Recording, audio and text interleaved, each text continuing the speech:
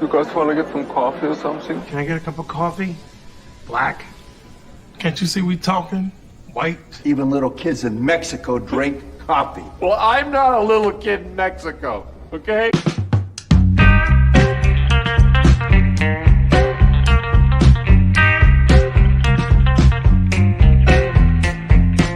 That is the best coffee I've ever tasted. A damn fine cup of coffee. You want a cup of coffee? No coffee.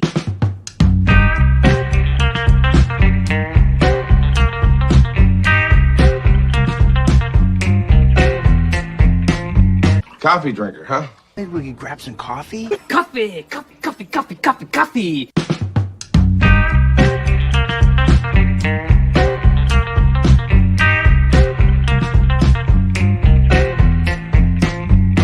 God damn, Jimmy. That's some serious gourmet shit. Me and Vincent would have been satisfied with some freeze-dried Taster's Choice, right? And he springs this serious gourmet shit on us. I fucking love that. You know what's really fun? Good morning, everybody. I spent several hours getting caught up with my old friend Don Ecker, because Don and I have known each other for a long time. We were phone call buddies. We would just call each other out of the blue, like, "How you doing, motherfucker?" You know, fully aware of what we were doing. I mean, I'm a what do you call it? A best-selling graphic novel artist. He's like a much better selling novelist, radio show host, but he fucking took time out to become friends with me. And so we were hanging out, and part of it was here in the studio, and I played him that opening video for the show, and it just cracked him up. He had never seen anything so silly. The opening of our show. He's like, "That's funny." You guys are so energetic and lively this morning. So I'm just letting you do your thing, man. Well, I was talking to you, motherfucker. You don't even react. Fuck you. I thought you were just talking to the chat, you know. No, talking to you. Yeah, You represent. You are like the Greek chorus. You represent the audience. I feel like shit today. I hurt. I ache. I've got a sore throat. My nose is on fire. So I've got something. I don't go out and interact with people very much, except when I go to the store. So you got the coof. Hope to Christ not, because that'll fucking kill me. Nah, if Biden's gonna live through it, anybody can. Oh, Jesus Christ. You know, I wouldn't be surprised. I wouldn't put it past Kamala Harris of being the one that gave it to him, going, "We got to get rid of him. We got to get rid of him." And then, like, he survives, and it's like, nothing. He's like a cockroach. Nothing will kill him. Here's the deal. Does anybody remember that in Bloom County? I think it was a Sunday edition, when Opus is sitting there and this cockroach walks up to him. He says, "All you humans," and he's talking to a penguin. He's like, "All you humans don't understand us. We're cockroaches. We'll survive anything. Go ahead, have your nuclear holocaust. Have your biological warfare. Kill each other off. Cockroaches will still be alive. We'll survive anything." And then Opus stomps him. It just fucking cracked me up, man. Good morning, Das Wolfen. What's this? She's got electric boots, a mohair suit. You know, I read it in a magazine. Oh, Benny and the Jets. Hell yeah. Elton John. You can't go wrong with Elton John, my friend.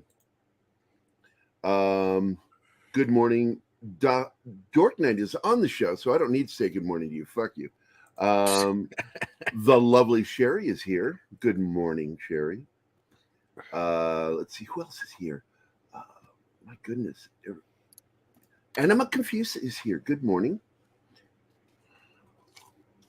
John, my friend, he says, "Hey, Gary, I have a ton of photos from the trip.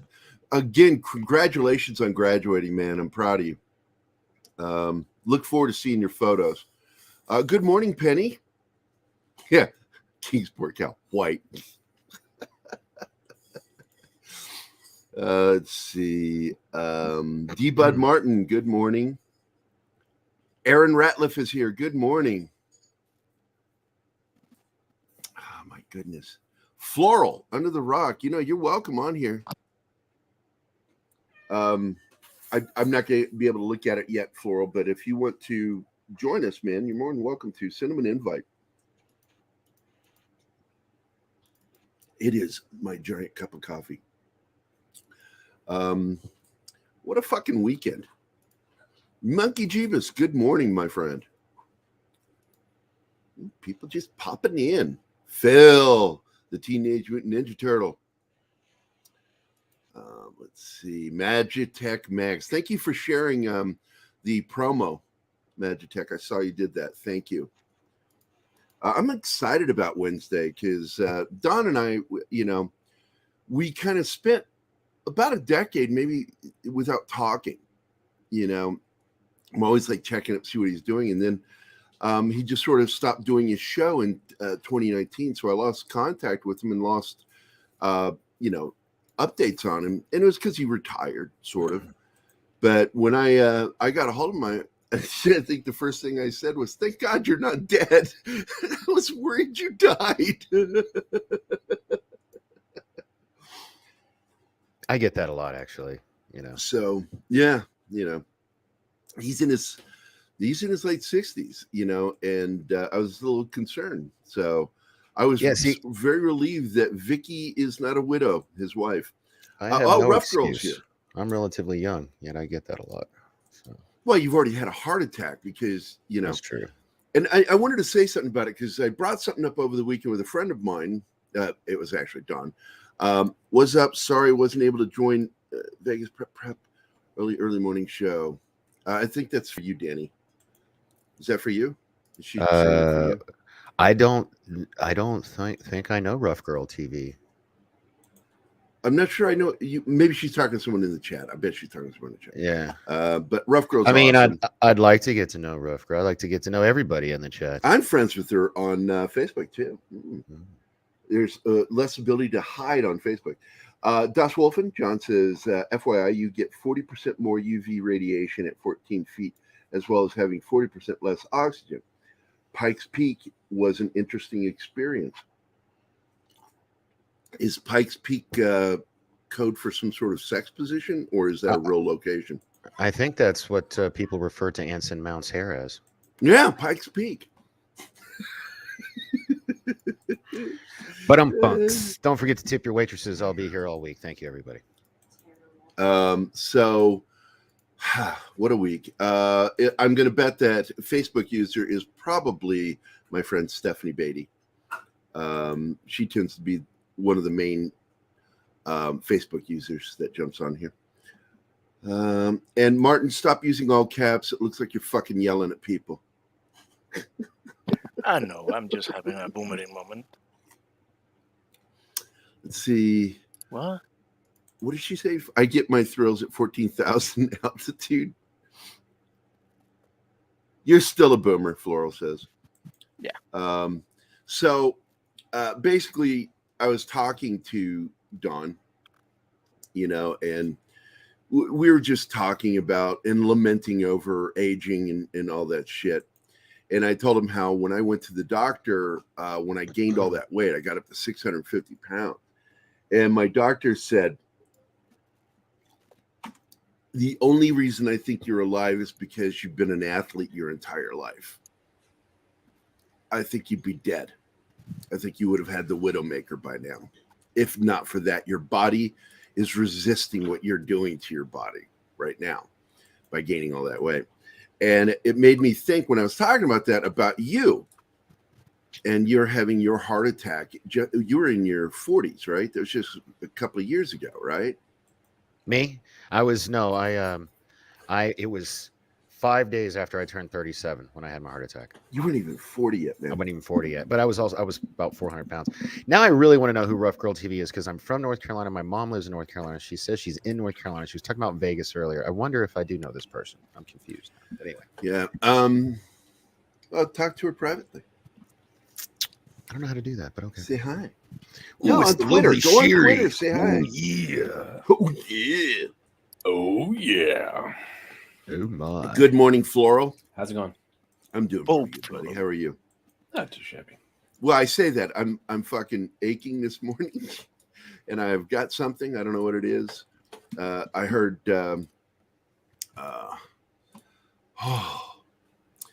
I heard some coughing over the last few days, and I'm like, oh great, I fucking got whatever was going around. Oh, fair enough. So, that tends to happen in life, no matter what. I'm hoping it's not the coof. I would much rather have the flu, even though the flu is quite deadly, too. Especially your age. And over, you can fuck off now. I'm glad you showed up for a minute.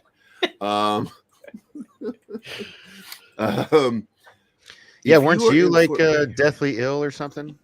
Me? Yeah. No. No, you My went on words got vacation. snipped. Oh, okay. Oh, So that too. I saw he sent me a photo of a table. No, I sent you a photo of the peas on my lap. No, you also sent me a photo of the table you were on. You sent me a photo of the table. Okay, so and about that, the ice pack, and I immediately knew what it was because I worked in the medical field. I'm like, you got your shit snapped. And then what did I say? You got that bag in the wrong spot. That should be up and under you in your crotch. Oh, I did that. I just threw it on at that point for the picture. Laying on your dick ain't gonna do shit. No, I know. I was tucked. Don't worry. Monkey Jeebus says he pulled a gun on camera and pointed it at. What's he talking about? Oh, Lindsay's here. Lindsay, good morning, Lindsay. I've been sick too. Had really bad aches and pains, low-grade fever since Friday. Icky cough too. Did your penis get all swollen? Mine did. What? I didn't have a disease. I like saying fucked up things. Anyway, Gerry doesn't wash his hands enough. I'm an OCD motherfucker. I wash them all the time. I'm not as bad as Jack Nicholson's character and as good as it gets, but it's close to that. So I hope you feel better. Trying to be me? No, I'm sorry. I was talking to. Talking about Lindsay. Yeah, okay, sorry. Lindsay, because she's starting to feel bad. But you fucking did it to yourself, so I'm not going to wish you well. They say self-abuse is the most sincerest kind. Right.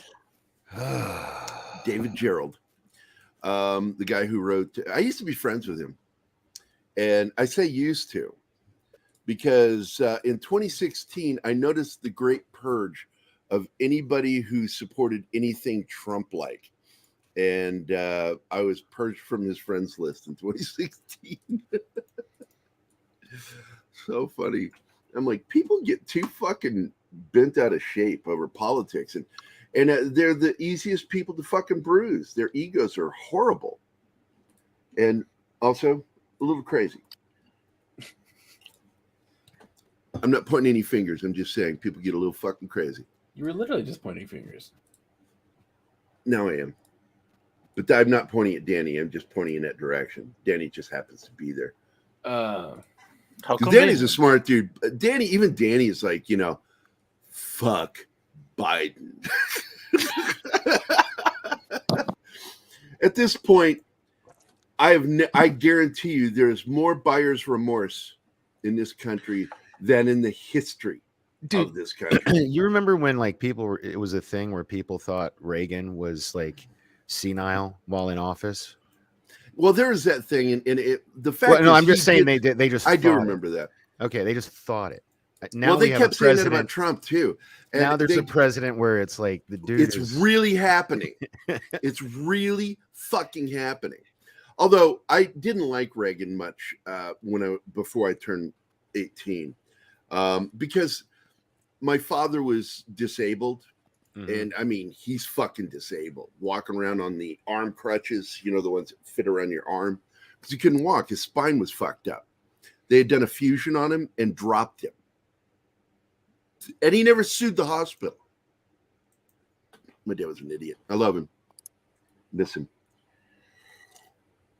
But Reagan did a uniform cutting off of people on disability, where you got cut off from your disability and had to reprove why you needed disability.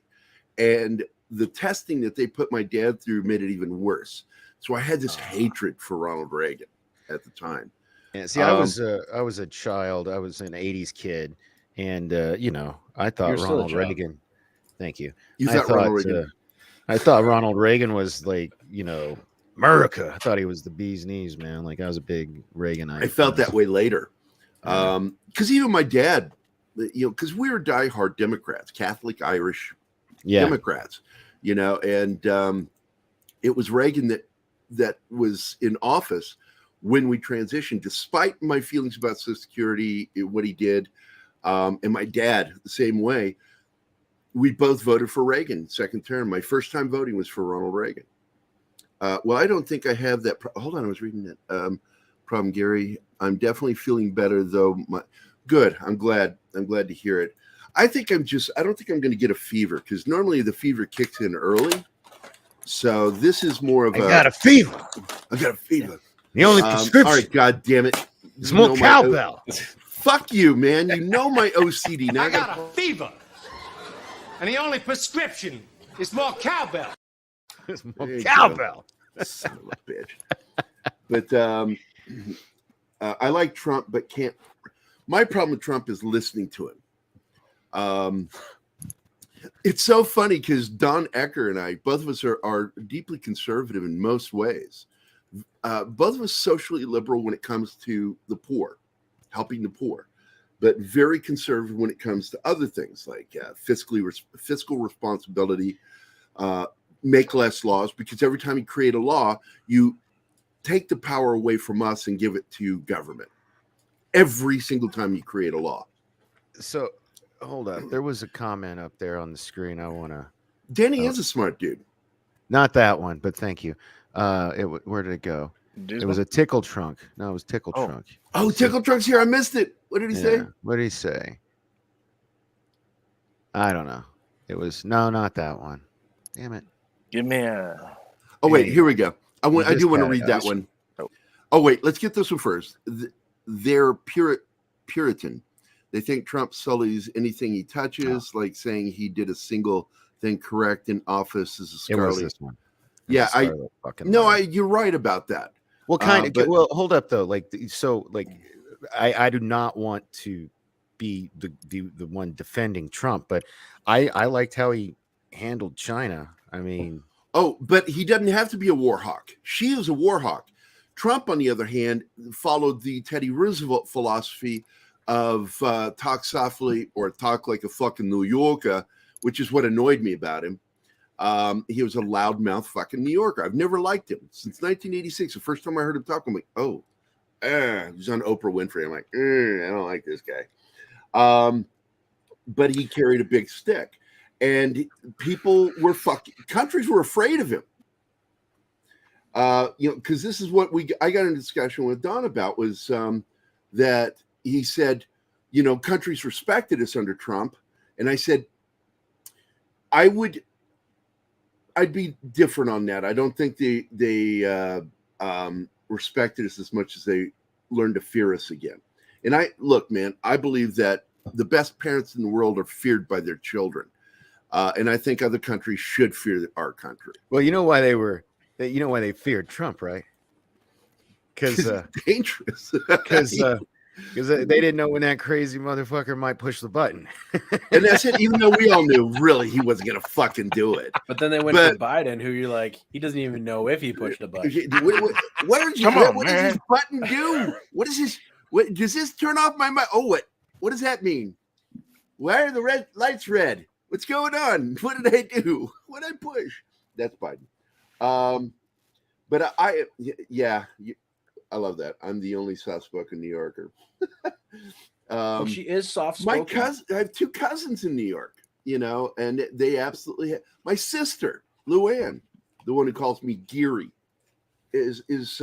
she grew up in Manhattan. She's the only member of the family because she was right at that age when they moved to New York to pick up a New York accent. So nobody else in the family has a New York accent but my sister Luann. And she's the one that says, Gerry, don't forget to give me a phone call. She's so Jewish. Mike is posing a riddle that's not really a riddle, by the way. Who is? Mike, Mexican Iron Man. Oh, Socks here. Is Socks he here? Is he? Oh, Apparently. Mexican Iron Man is here. Riddle me this.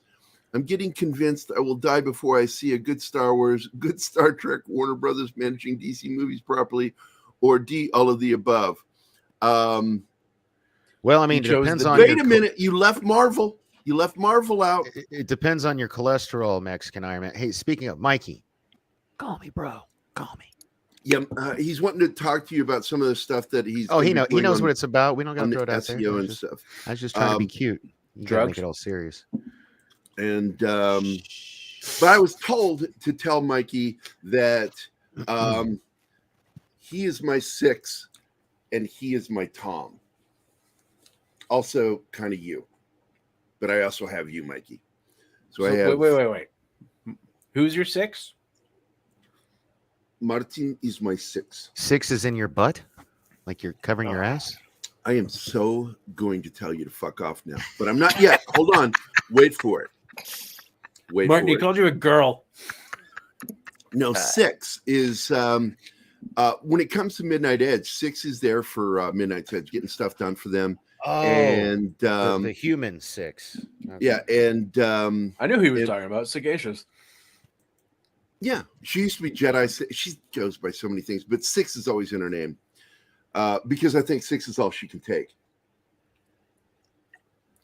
Interpret that as you like. Well, I hope because I love 6. Father, I hope your father fucking spreading hashtag fucking backdoor Gerry. Fuck you, 6. Fuck you, Kyle. So, Mikey, I hope everything goes well with your father. I'm sorry about that, but yeah, we can get together later. Can you message me privately what's going on, Mike? Because we've been talking about it, and I'm just concerned.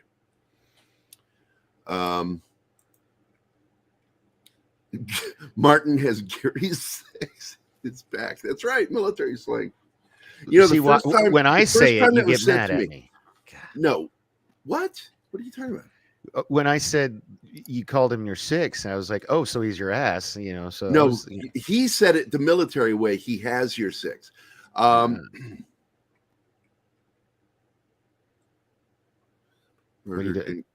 this is you were stroking. This is a thing, Aaron, and also for Mexican, because I know you talk to Tom and Andre too, because I'm in that private chat with Tom, Andre, and Mikey. Wait, Mike knows Tom and Andre?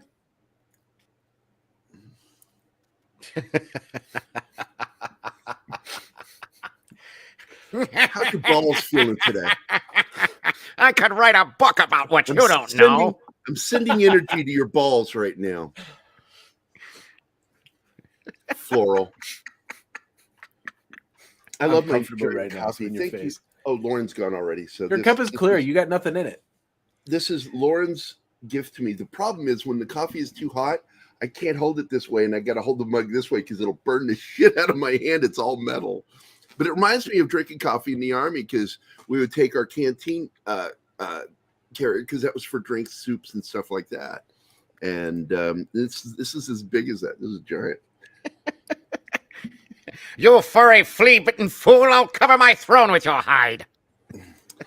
Speaking of that, there was something I wanted to show this morning because if you guys are not aware of what's going on, our good friend Michael Lorber, also a member of our team, really, is in a bad situation up there in Alberta, Canada.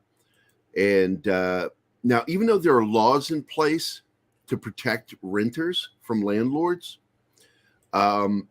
he's gotten really boned by his landlord because his landlord has basically evicted him without giving him a 90-day notice, and then has refused to answer calls or emails from him. Wow, 90-day notice. See, these laws vary from state to state. Here in Nevada, you don't get. Well, Missouri is a landlord state. Renters don't really have many rights here in this state. It's kind of how it is here too.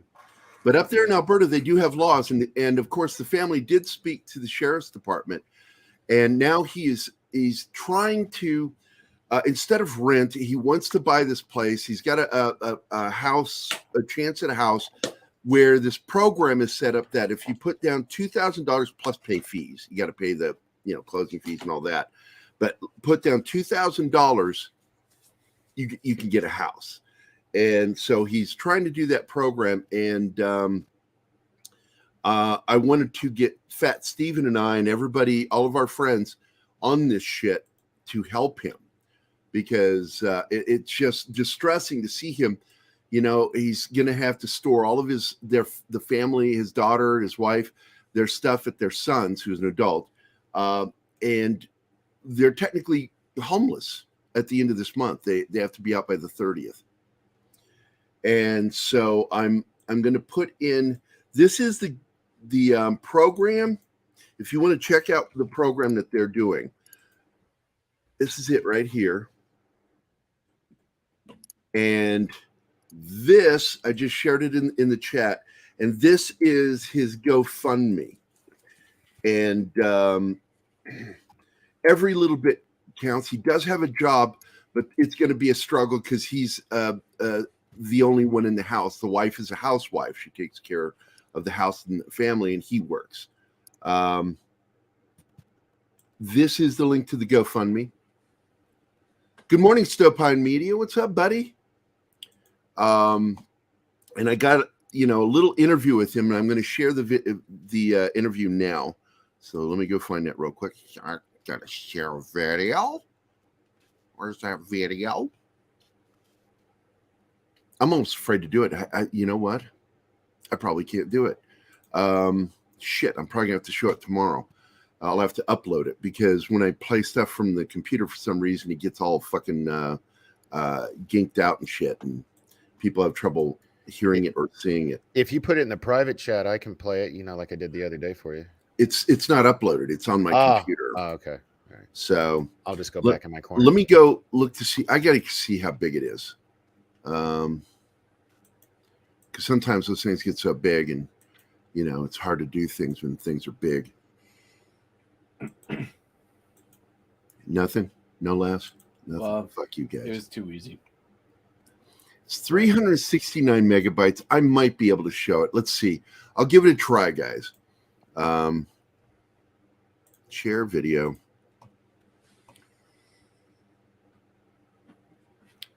And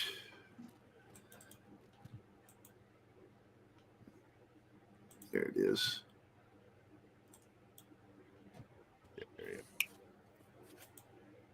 All right. So Comic Relief Crusader, that's his basement. All that shit. It's just a mess right now because of what they're going through. And that's why we haven't seen much of him, because he's been dealing with this. He started a new job and the hours suck. He has, like he wanted to be here this morning, but he can't be because he's at the new job. So let me go ahead and see if I can play this thing. I hope you guys can hear it okay. Let me know if it's not playing well. All right, so this is my good friend, the Comic Relief Crusader, also known as Michael Lorber. And good day. He's, one of those Canadians that I kind of like.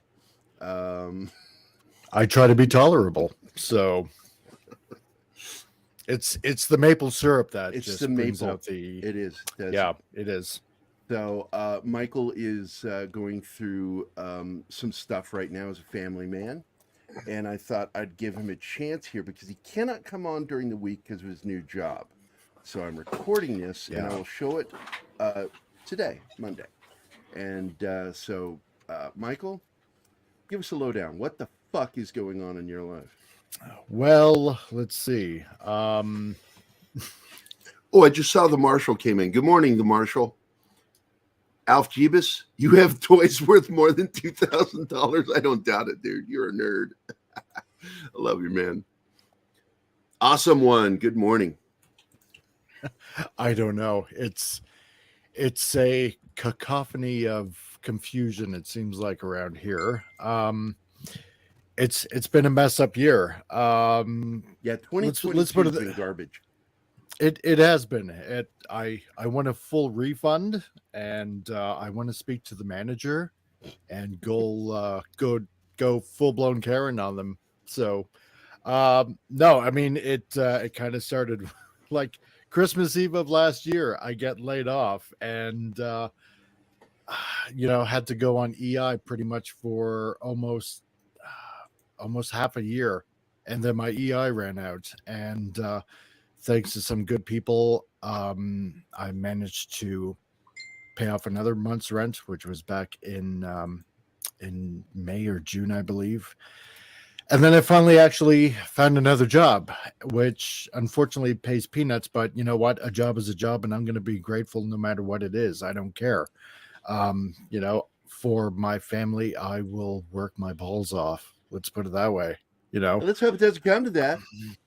Well, yeah, I mean that's pretty much what dads do. That's what we do, and we don't complain much. Nope, exactly. So, especially when little girls are involved in whatnot, their daughters and stuff like that, right? You do anything for them. Yep. Well, around the end of June, around the 23rd, I believe it was, our landlord, we've been here in this place, excuse me for the mess and everything. It's kind of partial to what's going on right now. At the end of June, our landlord of 8 years asked us, what do you want to do? Do you want to renew the lease for another year? This is what the rent's going to be. Let me know. And so I said, all in all, yeah, we'll stay another year. And then I asked about maybe certain issues when they were going to be taken care of here. Like a leak coming in from the upstairs bathroom down to the downstairs bathroom that we have been waiting to have repaired for 3, maybe 4 years now. An electrical problem near the foyer, the entrance of the house, because I'm worried it could cause like an electrical fire of some sort because there's a short in there somewhere. You think of these things as the thing that pisses me off about this situation that he's talking about is he's got an unresponsive landlord that wants the money but doesn't want to do anything about the place he lives. And I've met so many people like this. They are one step from becoming a slumlord because they're allowing their property to go to shit. Instead of preventing it or stopping it, they just fucking refuse to help. So this kind of stuff he's talking about pisses me off. As a parent, you don't want something happening to your family. I mean, I don't care about the stuff. I care about my family. I don't want something happening to them. Right. I mean, that's what a normal parent should be. So I asked these questions, and the response I got back was like, "Oh yeah, we'll take care of it." So it's like, okay, fine. Now he lives all the way in Vancouver, and usually I've been having to wait like maybe a couple of weeks or maybe a month before somebody came by, like the maintenance guy with a new lease to sign, which is kind of what I was waiting for. But on July the 8th, after I was done pretty close to a graveyard shift at the time, I get an email at 10:30 in the evening. Oh, hey, Mike, I decided to sell the place. I want all utilities paid that you owe the town, and I want you out by July 31st. No 90-day notice. Technically in Alberta under the Landlord Tenancy Act. If there's no real reason besides, I want to sell, they have to wait until the place actually sells. Right. And then give you 90-day notice. 90-day notice. Yeah, that's pretty much any good state that is supportive of, legally supportive of tenants renting. Right. And so I checked with Service Alberta twice just to make sure that I'm not wrong. And they're like, no, they have to give you that kind of notice. Legally speaking, they have to do that to you. They can't just kick you out for no reason. Well, he's not willing to listen to the law. He's got his older brother, which is taken over for the maintenance of the place. He doesn't want to get involved whatsoever. And that's literally his words, because I managed to talk to him, and that's what he said. And the landlord is totally ghosting me, not returning any calls whatsoever. Only basically replying once by email saying there's nothing more to discuss. I want you out by July 31st. And in the small town that we live in, there's nothing else available. And my son at 23 years of age, he has a basement apartment with almost enough room to store all this stuff and put us up maybe for maybe a month or two. I don't know how long. But yeah, there's a little bit of a light at the end of the tunnel, and this is kind of what I need help with.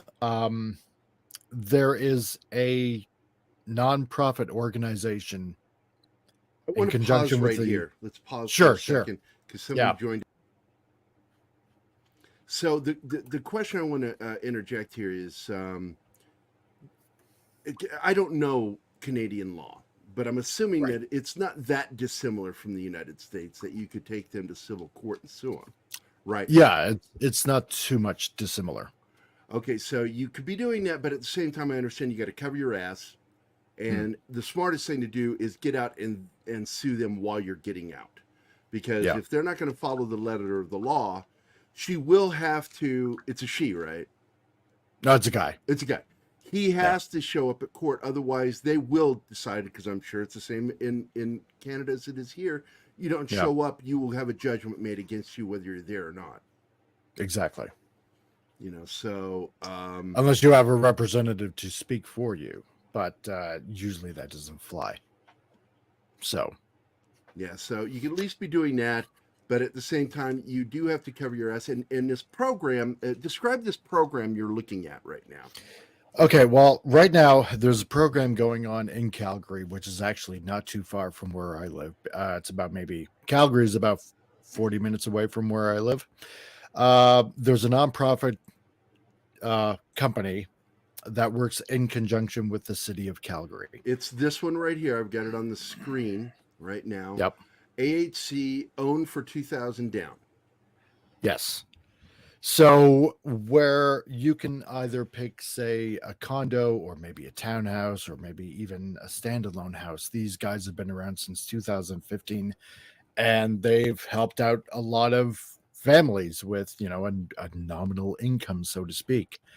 And so for 2,000 down, plus lawyer fees, which you normally have to pay when you take over a house, and all that stuff, maybe around $4,000 to be actually able to get into a home of your own that you can keep, that you legitimately own. So this is why I'm trying to raise this money on this GoFundMe, because I am sick and tired of living under this tyranny of landlords that basically feel like they can just walk all over you. And on top of that, we've had 4 kids, 3 of them are out of the house. Those 3 will never really know, a home that wasn't a rental. Or, we've never been able to have pets because of landlord say yes. Yeah, and that's the GoFundMe right now.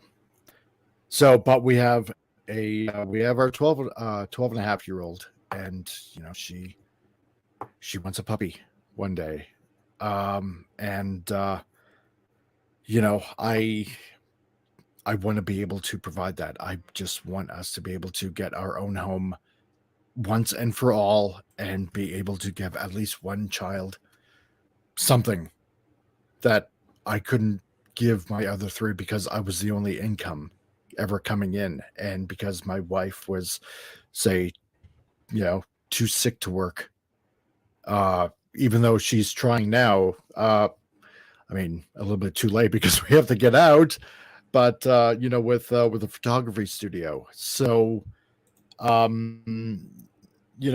currently right now, I gotta get my car insured because of the pandemic. I wasn't able to work as much, so I got to get my car insured and fixed up and registered.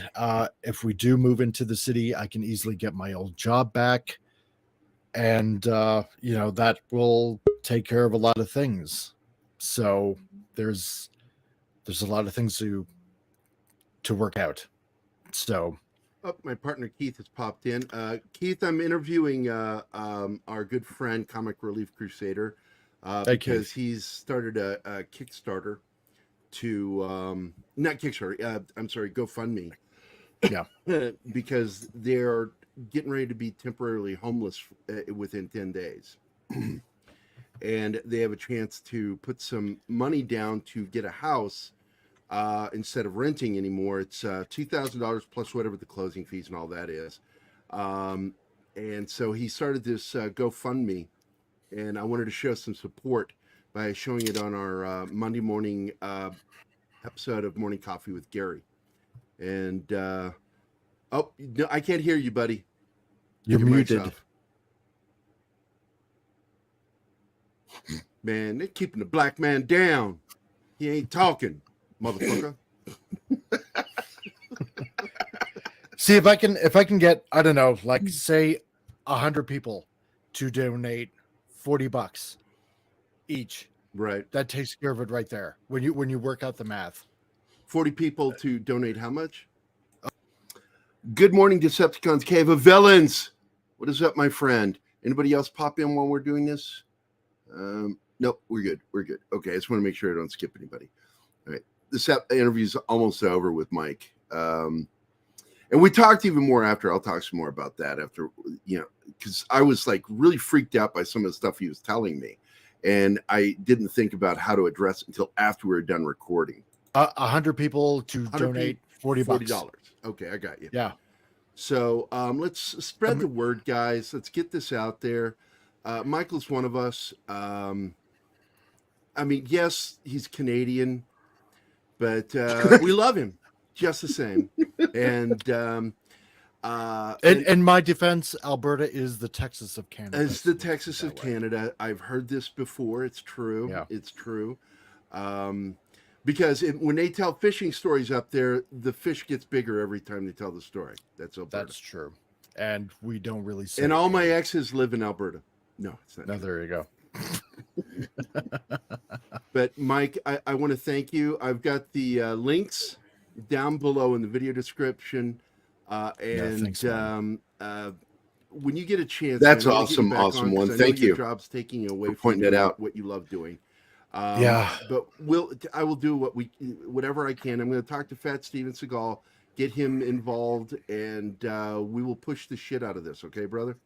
Awesome. Because you know what? Hey, I mean, even if I raise over, and it pays off some bills to up my credit rating, because you need a credit rating of 680. And right now I'm like at 600, literally. Even if a little extra helps me pay off one or two bills, that'd be good. That ups my credit, then the faster I'm in a house, and I mean, God, this is even coming. Yeah, because no matter what, you're going to be homeless after this situation. Yeah, exactly. I mean, what a way to spend my first YouTube year coming up on August the 4th. Man, you got this all wrong, man. What the fuck? I know, it's supposed to be. I love this. I'm Canadian too, and I'll be the first to admit that we're not really people up here. Tickle truck. Be the other way around. But you know what? Let's put it this way. Okay. If we do manage to get our own home through this program, and I hope to God we do, I hope and pray that we do. I will have a big celebratory YouTube celebration on my channel, and everyone's invited that has ever invited me on their channel to celebrate. And this is where I tell them, actually, you need to do a show about this and invite people to contribute during the show, and invite all your friends to be in the panels.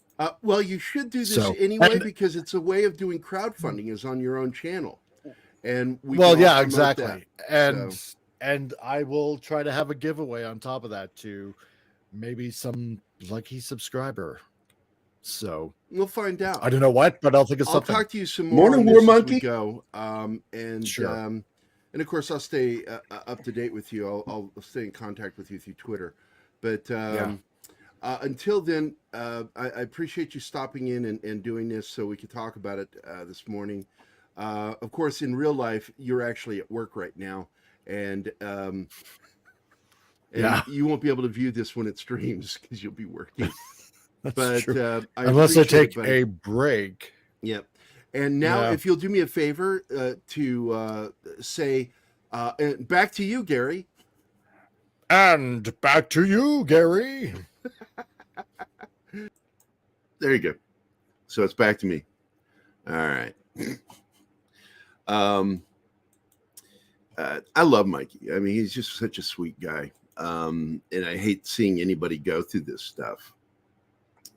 I've gone through it myself. I mean, technically, I'm homeless right now. I'm staying with my friends.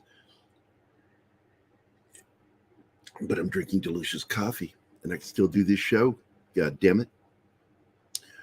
Everybody here? Danny? Martin? Floral? Yes, I'm here. I was just wondering if you guys took off for a pee break or something.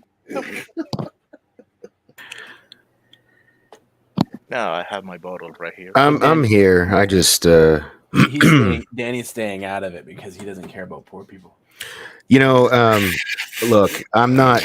Here's the thing, man. I just screwed with you. I was a homeless teenager. I got emancipated at 15, and I got married. And by the time I was 18, I got married. By the time I was 19, I was a father and responsible for the life of someone else. And I've had 4 kids. I've been through a lot of crazy shit. I've had my ups and downs. And I was about to say maybe I'm just old and stuck in my ways, but Mike's older than me. I don't know.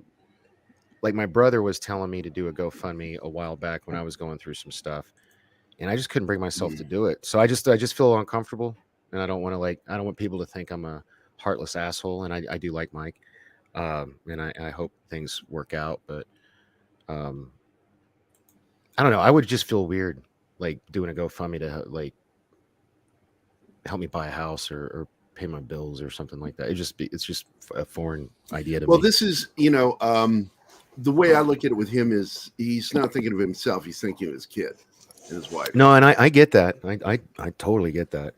So I just think sometimes you have to bury your personal pride. Well, I don't know if it's so much go with the ego. No, I get it. I don't think it's a pride thing with me. Maybe. Oh, I don't absolutely know. think it's a pride thing because I think it's know what more you're of talking a- about, and Yeah. it comes from your sense of self pride. It's not an ego thing. I tell people all the time, I'm a very proud person. I don't like asking for help. It's like my cousin was like getting mad at me when some things were going on with me. She's like, well, the squeaky wheel gets the grease. And I'm like, I said, do you remember who my fucking dad is and how he raised me? You don't fucking make noise. You don't fucking complain. You just take it. You're a man. This is the kind of. Has anybody else heard this? Because I haven't heard it anywhere except from my dad. I don't know if he made it up, but I always felt like it was very kind of hardcore, for lack of a better way to put it. But he would say all the time when I was growing up, accidents are the result of carelessness. Like an accident is not an excuse, even if you're like totally not at fault. Like if it's just like he just has no sympathy. And again, I got emancipated at 15. I think it's less than sympathy. I think it's a lack of empathy to lead to that kind of sentimentality that is so opposite of caring about another human being. Accidents fucking happen, and they can really put you in a spot. So, they can. I can see your frustration with your dad, but I needed to get into something because I promised, and Kingsport Cal pointed out that it's Gary's story time because I've been there. And so, and by the way, I see you, Anima. How are you doing this morning? Hi, Gerry. Hi, Danny. Hey. What is up? Hey, Anima. We finally got a female on here to break up the testosterone sausage. We have an Austrian. Oh, sex you bot. shut up. You stood me up yesterday, Danny. Hey, I had a good reason. I got a car, but Yeah, I now know. the car is not up to par. So I'm probably gonna have to deal with it today some more, unfortunately, like taking it back. But You guys don't need to hear about that. That sucks. So I'm going to tell an amusing anecdotal story. It begins with my first landlord.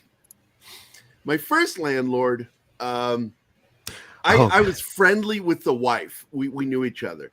But the husband, I don't think he understood how tenant rights work, because he would just walk into my fucking apartment.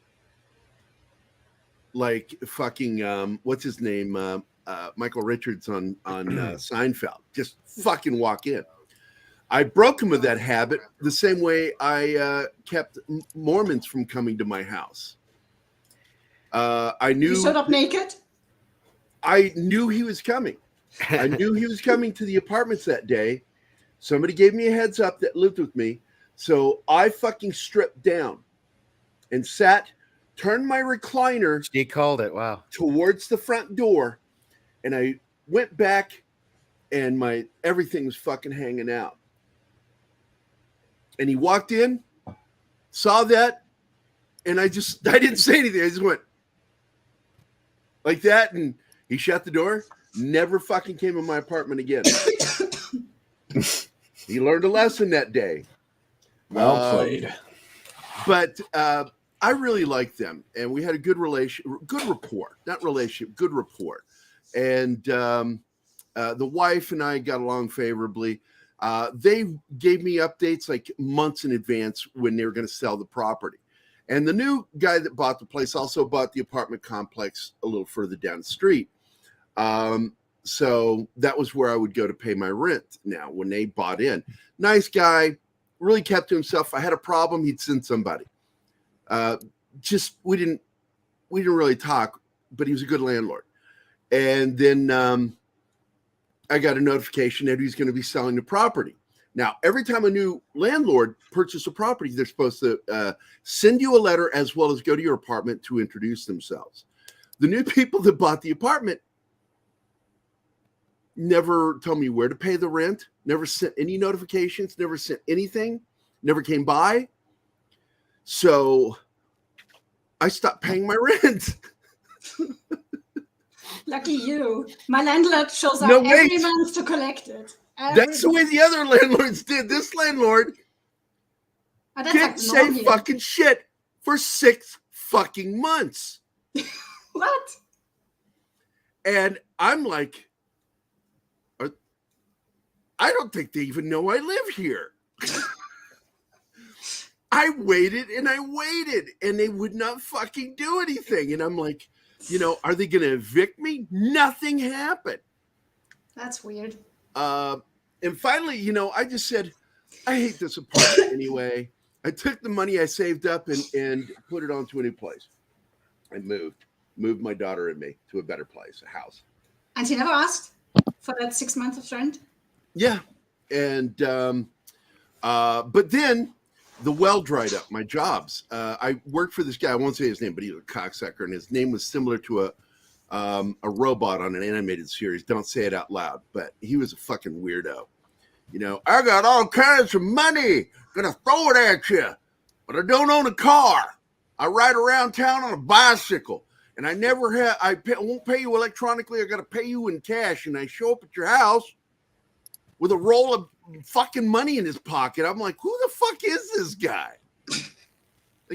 He's like, I got all kinds of money. I work with this person. We work in the, and it was not a porn comic, but the actors that were in the comic were all porn stars.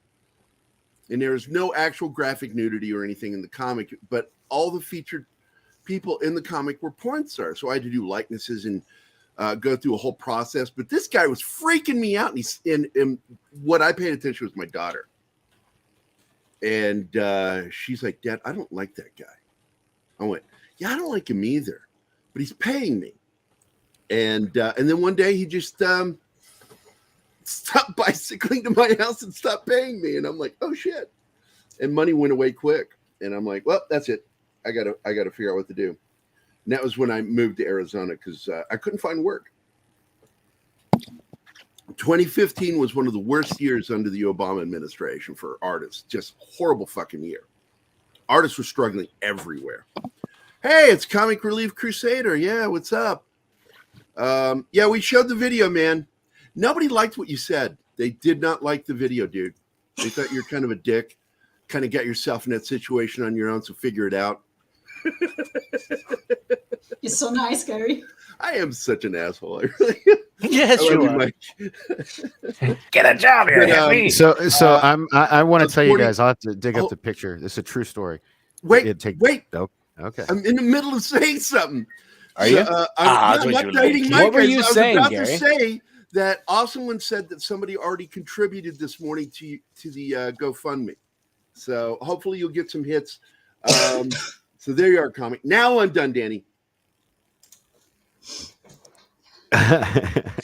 On Halloween is kind of like a joke. No one cares about your story, Danny. Okay. I put a Why is he on top sign. again? I put a So you can poke him. Let me get this. Ah, So I put a sign, and I have a picture of it somewhere on my door on Halloween. I like my women on top. That said, if you there we go. if you wanna hand out bother my liberal neighbor, just to be funny, and not a lot of people had a sense of humor about that. So don't. Yeah, I wonder why. Yeah, Awesome One. What year? I was jobless for nearly a year, and a friend put me on his phone family plan when I did work. Somehow he kept me on the plan for nearly 2 years. No, I feel you, man. I've been in that position. I lost my job for COVID because all the restaurants closed. There's different situations, right? There's those people that they're literally on the hard times, and then there's the people that they are literally the hard time. And oh yeah, the people right? that create their own problems. Yeah, and it's when it hits you, we can always see it, right? And if this is always the story, every landlord you come across, every workplace you're in, everything, like there's a common denominator, and that's you, right? I had a leader in my life who, I mean, I was complaining about girls at the age of like 18. So what did I really know? But he's like, so you keep having problems with all these parents, eh? And I was like, yeah, they're all dumb. And he's like, or is it the common denominator? And that's you. You are the problem. It's not that every single person you come across is the problem.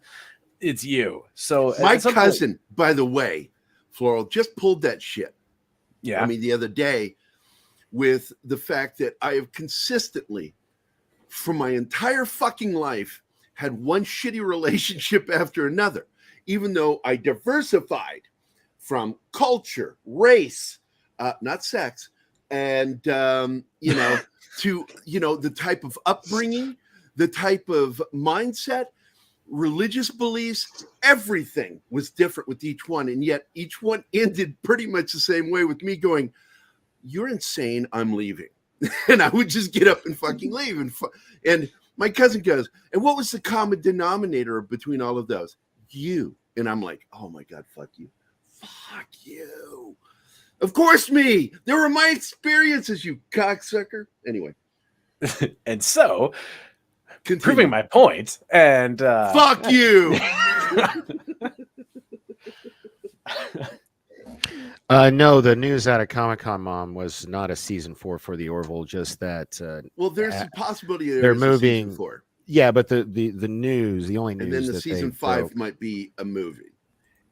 Right, but those are rumor right now. The only thing that was confirmed, all of them rumors. Yep. Yeah, the only thing that was confirmed was what Seth MacFarlane said himself, and that was that I like Seth Marlin. Yeah, all of the Hulu, all of the episodes of the Orville are moving to Disney Plus. So they're moving off of Hulu after the final episode and onto Disney Plus. That was the only news from the Orville panel, really. Yeah, and of course, the actor who plays the part of Bortus said that Seth showed up at his house kind of all jazzed, saying, season 4, season 4, season 4. So there's hopes, because the reason he was doing it is because we've heard rumblings that viewership is really good on Hulu. Is it? Wow. And it's not really? just viewership, it's reviewership. Because wow, really? Because that's what hurt Obi-Wan Kenobi. See, this is what worries me. There really are too many stupid people in America. I mean, the show Not is just there, Danny, not just there. there's just too Try many the stupid world. people. Yeah, the world. Okay, there's just too many idiots. This is why democracy doesn't work. I gotta go, guys. I'm sorry. Love you. Bye. Speaking of which, I don't even know what that was about. What just happened? I had two Trump guys sitting in the hostel kitchen this morning discussing politics all the time. Oh, you know, Keith and I, because I don't talk politics very often, and Keith and I are so far apart on the political spectrum. You talk politics all the time. I don't really talk politics. All friggin' I would time. have a lot of hatred if I talked politics all the time. And I talk sociopolitics. They're different. That's I don't why. talk Hold up. governmental politics very much because I find that most people don't want to fucking know your politics. I grew up in that era where you don't fucking talk about your politics. We did, like when I was a kid, like, you know, when we were talking about Reagan and how I kind of idolized him as a kid, like, but like we didn't talk about it. You know what I mean? It was like, yeah. Now it's like I everybody hated talks about Reagan, but then I loved him. You know, and I've told people all the time, you know, because you know, I get nailed as this Republican person. I said I'm not a Republican. I hate the Republican Party. I'm conservative. There's a difference. You're not being a lot of Republicans call themselves Republicans, So but what they are capitalists, and there's a difference. Yeah, but there's also the whole like you're a very gosh, I don't want this to come off the wrong way. Finish it. Finish it. Go ahead, motherfucker. I've got my finger on the button right now, like Biden. I will nuke you. So you know what? I get it now. So one of the reasons you were able to successfully poach me from Salty Nerd is because they have a policy, no political talk at all. That now they have a channel. And I love that. I like to keep it light. I don't want to. They have a channel in their Discord, and it's the only channel. And you know, it's easy to block or mute. So if you're not into that, you don't have to look at it. But that's the only place they'll talk politics. So if you want to know what their politics are, you can go in there and you can find out. But they'll never ever put it on their podcast or the show. And anytime I accidentally bring up politics, it gets shut down immediately. You, on the other hand, you can be. Yeah, the only thing I don't want is talking politics. But I don't want to bring up touchy I subjects. love evil laughter, Danny. I don't like was it good. when people bring up, like Shinatsky throws in the A word, and I immediately go, yeah. Do not bring up the A word. That is the. Okay, I'm not even being stupid here. What is the A word? What is the A word? Yeah, It it's is not one just of the Yeah, I single want to most know. divisive things to talk about, and I have my personal views on this subject. Oh, Roe v. Wade. Yeah, I don't want to Oh. talk about it. I don't want it on my show. Fair enough. Yeah, Because fair enough. I tell people, I said, first of all, the minute you bring up Roe v. Wade, do you even know what Roe v. Wade is about? Hey, I didn't mean to And you trigger better you. go Don't go back talk and about it. check yourself King because Sports. it's What not is what it you about? think it is. Because I heard. You heard, fuck you. This is the nicest San Diego Comic Con stream I have been. I know, right? So did you guys? Martin, guys how I have you didn't know been what to being a look. drug I dealer don't know what to lately? name the show in the mornings. I'm like, I woke up, I'm feeling like shit. Whatever's fucking getting me, the coof, I don't fucking care. I'm sick, my throat hurts, I'm sneezing and coughing. So and I I've actually got 5 minutes to make a thumbnail when for you today's show. see, I take it. So I actually have Martin's notes here. giving me shit about. I thought you were know like that talking it's about the same thumbnail from. I'm like, fuck you, Martin. You make the Comic-Con. thumbnail.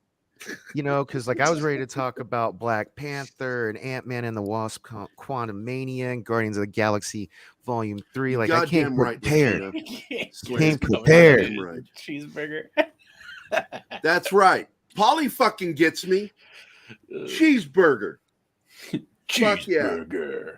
I keep cheeseburgers frozen. I buy Brahms bag What? of cheeseburgers. I'm not a fan of Whoa, frozen. And I whoa, freeze whoa. Fresh. So You're when not I a feel man. like I have a hankering for a hamburger, I've got a You bag are of burgers. not a man. You are a boy. You little fuck? child. If you freeze, let me your tell you burgers, something. You clearly didn't you're serve a the military because they teach you better than You the are Boy a Scouts. disappointment. Always Freezing be your prepared. burgers. I hate am to say this, but disgusted. I kind of agree with Floral, but Yeesh. You can't make a Yeah, proper neither of you guys burger are from homeless frozen. right now. What the crap Neither is of you wrong are with you? You get fresh I'm meat, homeless right and now. you cook that meat fresh at room temperature. You throw it on the grill. I am fucking Gerry, homeless. okay. I am homeless, and I will freeze my fucking burgers. What did they Fuck go? you guys. Oh, what? It got so quiet in here. Isn't it nice? Just you and me now. Coward. Oh, there Hey, you are. hey, Gary, have you heard of this thing called CHAP? What? Martin's putting it back in, and I keep remembering it. Jeez, you're Dan is giving me my boy, motion man. sickness Dan is here. my boy. I was trying to help you, but it's all good. I'll let it. Yeah. I'm just going to tell you about one of these socialist programs that you could, use. Even I though don't you use claim to be a those. conservative. I will. Oh, I work know you my don't. way. But, I don't care if a friend. will Gary help goes me. in breadlines for his frozen buns. He's like, Never would do that. It's like, absolutely. I've always been this way. I work my way through things. If I do campaigns for stuff, because I did a campaign a long time ago when things went probably the worst while I was raising Zoe, and I got a little bit of help, and it bumped me to where I needed to be so I could survive that period. Never do that again. I will do it for a product. And like for this show, for comics and stuff, because we do plan to do another campaign for 2 of my books. I'm not ready to do it right now because my focus is really on this show. Hold up. And, So books and stuff like that are different. So if you're doing a because Kickstarter, you get product with it. Yeah, like that. I'm 1,000,000% for. You know what I mean? I love. Well, I'm not against what. Look, for- man, I do not want this to come across as if you're criticizing Mike, because you are I'm not not. criticizing I'm Mike. not. Mike is in the right to do what he's doing. He Yeah. understands the situation better than us, and he is getting absolutely fucked. By his Yeah. No, landlord. I was just saying, because like I was saying earlier, there was a time where I had people telling me to do this, and then like I couldn't bring myself to do it. So, but then my mom, Floral brought up a calls minute me ago. out. Sometimes we are our own worst enemies, and we are the ones that will get us out of a situation. Like I just did. I got myself out of a situation that was very unhealthy for me, and I just got up one day and I said, I gotta go. I can't stay here. I gotta. I don't care if I become homeless. I'm done with this. Since the fire, it's just been a nightmare. But so up until about 35 days ago, I could have given a master class in bad decisions. So it's all good. Yeah.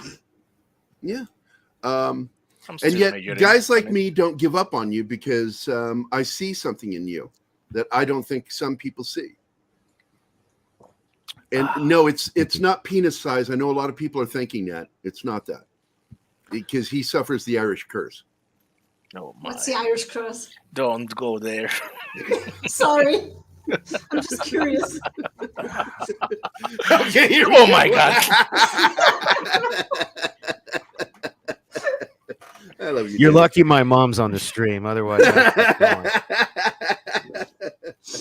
You chased my cat away, Danny. yeah, Oh my God. that's what my hog does. It makes it scares the pussy away. So Oh my God, your mom says micro. I think she's talking about her ex. no, she's talking about I'm sorry, Mom, but my stepdad, her husband, she calls him Pickle because he has yeah. TMI! Oh my God, don't do that. Why? I just. Hey, you know what? Tom's never gonna watch this, so I'm safe. It's all good. Oh God. Oh my God. Sorry, Pops. Oh my God. You know, I can just talk to my We need to brothers capture for just that. that I don't moment need to by be on the itself, stream. Martin. Mark the time down and make a short video of this. Gary, put it I together literally as like a- sold drugs and work. Oh, dude. Now, in high school, I refused to deal drugs. So some people know what I did to make money outside of, delivering newspapers. I sold porn back when VHS was still a new thing. And I would sell some videotapes I made from silent Super 8 films from Europe.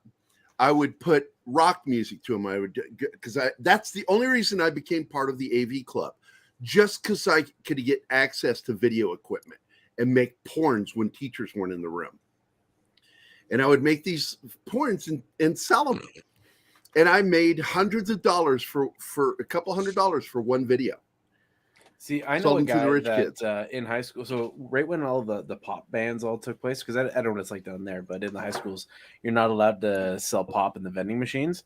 And so one of my students, he thought this was a lucrative opportunity. This must be in Canada, right? It is, yeah. It's in Ontario here. So he every school he here. stocked his he crossed the border into Michigan.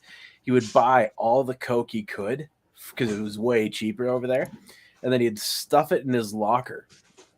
And so his locker became the vending machine, and within a month he made something like $3,000 off of high school kids just selling Coke. like Coca-Cola.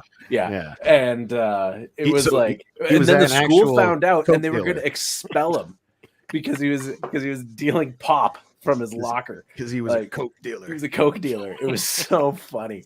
Like, one, Alf, I was not actually committing a crime. They were all adults. They were foreign, so there were no rights issues. The only thing that was illegal about it was that because there were silent films, I added my own rock music soundtracks. That was pirating. That was the one crime that I could get in trouble for. So, I mean, and I was selling to people my age. Yeah. I wasn't selling to little kids. Weirdo. I just became a gigolo for really old rich ladies. I'm just a gigolo. That helped me out. Everywhere. It's you know, it was a hard job, but somebody had to do it, pun intended. And it was weird because it was always really, really old ladies, like really old, like, you know, the kind. I thought you were joking, but now you're being serious. It's really getting creepy at this point. Oh, sorry. Okay, my bad. No. I'm like, holy shit, where the fuck is Danny going this time? No, I'm really good at doing that. So now, you used to have an excuse. What the fuck's your excuse today? You're just fucking weird. No, that's just my sense of humor. So when not yet, actually. So when people call me Dan, like let's say I'm at a bar and somebody calls me Dan, I'm like, hey, you know, it's Danny. I don't like to be called Dan. And then like if they're an asshole about it, I'll be like, well, look, I'll be honest with you. The reason I don't like to be called Dan is because, you know, when I was a kid, the priest that molested me called me Dan. And every time they're always like, oh my God, I'm so sorry. Now it's not true, but I sell it like I did the porn, like I was a prostitute thing, to where people like, oh my God, like, is he being for real? Usually I'm not that interesting a guy. I just have a crazy imagination and a terribly sick sense of humor. Thanks, Mom. Oh, by the way, Alf Jeebus, a producer that used to work on this show, close friend of mine since high school. He and I shot a porn with our legal friends on Super Sound 8mm, and we filmed it. It was like a 10-minute reel, 10-minute film. They wore masks. A lot of fucking happened. It was awesome. And then reality kicked in, and we realized we can't even get this thing developed, and because we were so afraid of going to jail for what we did. So the film never saw the light of day, ever. We just got to watch people have sex. This is what ended up happening. If it had been video, it would have been different, but we shot on Super 8, and like, why did we do that?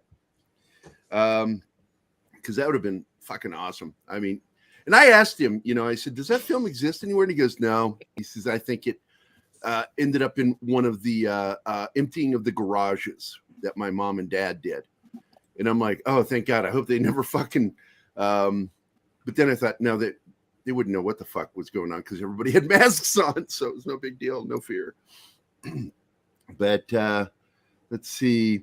Look, we can talk a little bit about it. I'm pretty disappointed with San Diego Comic Con. Thank you. But not because of some of the stuff that came out, but because of what didn't happen. And I think that Deadline's to blame for this. I know that Deadline is to blame for this. That Mikey told us, yeah, Gerry, Paulie. Well, at least that D&D movie is finally coming. They've been talking about it for 10 years? I And warned, it looks good. But I think it looks warned good. people that true diehard D&D players were going to fucking hate it. And I was right. Because every single D&D friend of mine hated it. I said, see, I told you. Because it has nothing to do with the game. You know what I hated about the trailer? What'd you hate about it? The music. I can't even remember the music.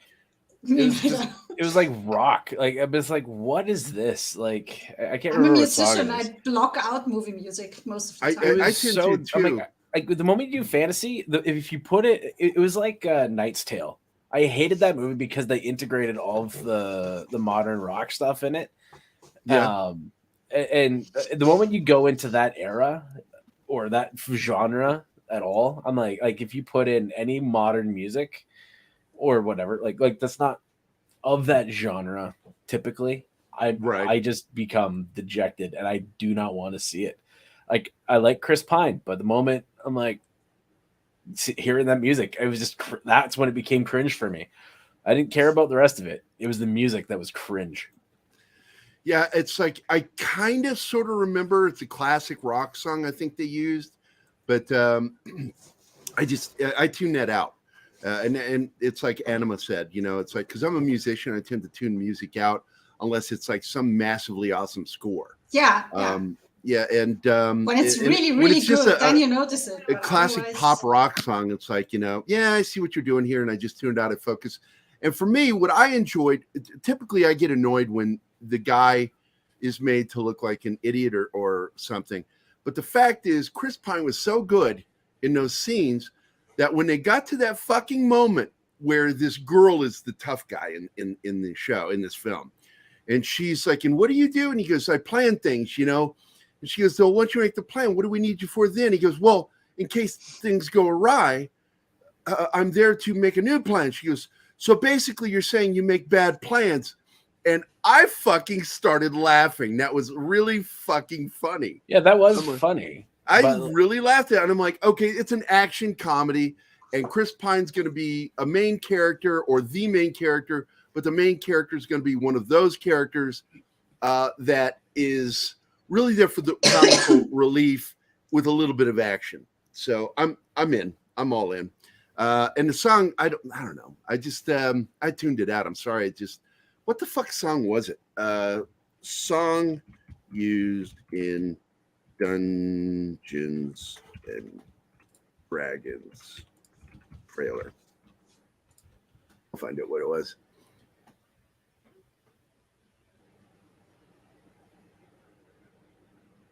Yeah, I want the name of it, not that it's a song. Dungeons and Dragons opening credits and theme song. I don't want that. Dungeons and Dragons Honor Among Thieves official trailer song. Seriously, it says that Dungeons and Dragons trailer song. Doesn't give the name. You can't go wrong with Queen. You can go wrong with Queen. Like the moment you push It's Led play. Zeppelin. Oh, that song. Yeah, I'm not. Okay, that's the main reason right there, because I'm not a Led Zepp fan. They did like one song I liked. I couldn't stand most of their music. I'm not a fan of Stairway to Heaven. You know, I know Tenacious D thinks it's the greatest rock song ever and wrote a song about it. I don't agree. I think that three other bands at that time had better songs. It wasn't the greatest, but it was good. Yeah. The only thing good about that song really is the guitar on it, and that's it. But isn't that all? Can give you something about my love? A whole lot of love is the song that was in there, and it's an okay song. So yeah, I tuned it out. That's the song you were talking about, and I don't think it's that great a song. Typically, they use the Scream song, and they use those also a lot in composers. Use the same thing that Led Zeppelin did in the vocals, the screaming. that part. They use this constantly in film, action films or adventure fantasy films, because it's got that barbaric feel to it. But the fact is it's overused. And like I said, even composers use that idea in some of the music they compose for those kinds of films. But I dislike it. What I like to go back to is people like Basil Polidorus, who wrote Conan the Barbarian music. He also was absolutely stolen from, with another composer who did the soundtrack to Arnold's other film that has almost the identical soundtrack, which is Total Recall. And Total Recall is pretty much just Conan with some additional horns added in. And they're all trying to sound like Wagner is all they're emulating. But they don't. What? They don't really. No, they don't. But that's who I know my Wagner. I grew up on that. They're stuff. trying to emulate Wagner and doing a bad job. And there's even a hint sometimes. You'll hear composers use Carl Orff, and like when you go back to the movie The Omen. I forget his name. The guy who did the theme for The Omen absolutely stole from Carl Orff, but it's really hard to see it or hear it. But it is in there when you really break it down. What he was doing with the "Oh so Damian," he was borrowing the whole Gregorian monk thing. And Dude, every time I hear Carmina Burana, someone has to say, "Oh, the Exorcist theme." It is not the Exorcist. That's guys. I spent a week in that monastery where Carmina Burana was written. Man, have you read the the transcripts of what they wrote? Those monks, they were crazy. They're monks. Those monks were out of their fucking minds. Yeah. We did learn a lot about Carmina Burana too in that week. Those guys were doing fucking drugs. Those monks, yeah, not drunk. They were fucking high as shit writing that stuff. Well, they do make a good beer there. Yeah. I was like 15 at the time, but never mind. And people think that that's like really old. Carmina Burana was written in the 50s. Not the monk's poetry, but Carl Orff's music. That whole, what do you call it? Do you call it an opera? I don't know what to refer to it as. No, it's not an opera. Because it's choral. He has choral music in it, but a lot of it's a mixture of choral and orchestra. But it's not that old a song. It was in the 20th century. But it gets used a lot. Like my favorite is Excalibur, not Exorcist. Excalibur used the Carmina Burana. Yes. In the scene when the trees are blossoming and they're riding off to battle. Elmer Fudd. Apparently it's a cantata, Carmina Burana. What's that? Cantata. Cantata? Composed in 1935 and 36. Oh, 35. So still in the 20th century. I thought it was the 50s. I think that's because the orchestral version I have of it was recorded in the 50s, and that's probably what stuck in my head. But Carl Orff, that's a modern piece. In fact, was it Lohengrin is 1800s. It's older. What ticks me off about the new D&D movie is that they are. No, I agree with you because I like the cartoon. I watched it with my son.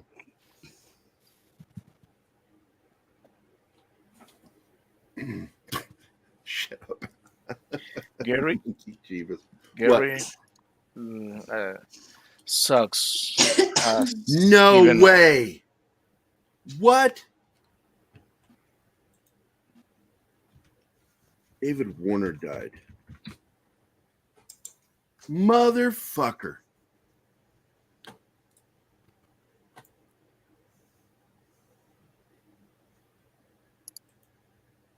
What a great actor, man. He was the best Bob Cratchit in A Christmas Carol. He was Chancellor Gorgon. Indeed. He was also and he was Sark in Tron. He was the reporter that gets decapitated in the film. Yep. He was also the general guy in Mary Poppins Returns. Yes, he was. He was the guy that that lived little next door. swine The Admiral, or in Star Trek V, The Final Frontier, before he was Chancellor Gorkon. You know what's really I funny forget the is you had character's name another in Star Trek actor, V. another actor Babylon playing a 5 as Klingon well. in that was, or was he a Klingon? I think he was a Klingon in that. Was a guy that would play a Klingon later, and I can't think of his name. And Shuck was in there too, who is also a regular player in Star Trek. He also played a Cardassian in Deep Space Nine. Did he? Yes. He did. He was torturing Kirk. Yes, he was the one. Oh no, that was Picard, TNG. Lights. That was TNG. Yeah, he was the one torturing. There are 4 lights. Yes, he was Satan. He was the Lord of Darkness in Time Bandits. My thoughts on the Black Panther 2 trailer. I like the rise of the sidekicks. I haven't watched it thing. yet. You haven't seen the Black Panther 2 trailer yet? Throw it. See, I thought we were talking about Comic-Con. Like I said, I had a ton of notes, and that's one we didn't cover yesterday because it was after our show. So I yeah. don't know if So here's check it out. my thoughts. I hated the first one. I'm probably gonna hate this one because it was all just stupid. It wasn't a good story whatsoever. I like Chadwick Boseman. I like some of the actors, but it was a bad movie with a bad story with a whole bad premise. It also was had just very garbage. bad action. The CG in that film should have been better, and it was shocking how bad it was. John Talbot, that was his name in Star Trek V. Yeah, Socks. He was in. He was like a Star Trek alum. He was in 2 movies in. You know, a Next Gen. teaser should only be a minute long.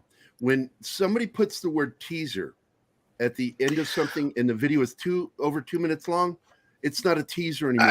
It's an actual trailer. No, the reason I would agree with calling this Black Panther 2 trailer a teaser actually is because it doesn't tell you anything about. Yeah, there's the movie. probably no There's dialogue. It's all visual. Nothing about the story at all. They play a song and then they show a bunch of different clips. And no, there's dialogue. There's I have no family. Yeah, there's the queen. But wait a minute. What about Shuri? I mean, she's right there. I know. It's a really awkward moment. Could you imagine Shuri's been like, "What you say?" and then just like shanks her mom.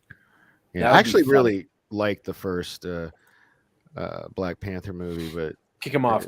Yeah. All right. I'll self-delete. That's fine.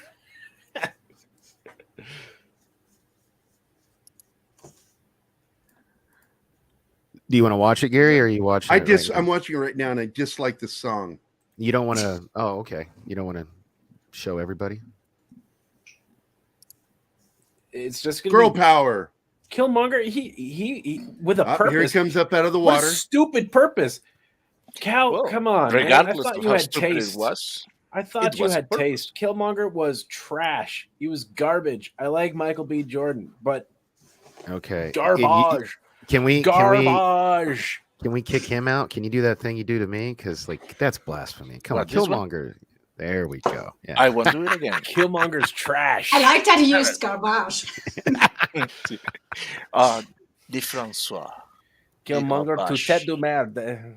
Oh, It's like I always do that, my buddy, because I instead of calling the Windows Vista, I would call it Vista, or aspartame and diet soda. I call it aspartame. You know, I always like I call melatonin melatonin. I always put the wrong emphasis on or I put the emphasis on the wrong syllables. My American friends say aluminum when they want to piss me off because Aluminum? it's aluminium. Yeah. Aluminium. Is it really? It's not. Yeah, it's it aluminium. is. Look how it's spelled. Thanks, Martin. Is it spelled aluminium? Yes. Because it just everywhere sounds but in that the way. US. It sounds, yeah. Just like, why don't we use the metric system? All right, I'm going to explain. You know really good quickly here. question. Let me. do you let me know what you explain say Good something. aluminium question. in the state? Okay, I'm going to explain something really quickly. The word is aluminum. No. It is aluminum. That's how it's spelled. The No. English did not invent the modern version of aluminum. It was I not didn't an say American that. discovery, but it is the Americans who made it into what we know today. So There's no I. There's not a second I. It would be there's no aluminium extra vowel in it. if there was another I in it. There's The no second extra I vowel was in it. dropped. It is Okay. aluminum. All right, Inuit. children. children, there are 2 spellings of it. Just I know, like and the how English are not the ones who get to do that. There's a right and a wrong spelling. There's It is what it is. I'm sorry, I'm going to And die on there that is hill. what it is not. It is aluminum foil, Oh, not okay. aluminium foil. It's As the Queen aluminum said, is there's preferred. only English and bad English. Yeah, no, aluminum is preferred in North America, whereas aluminium is the spelling preferred in the UK and most other English-speaking nations. So apparently, we Not just have just to be English difficult. speaking.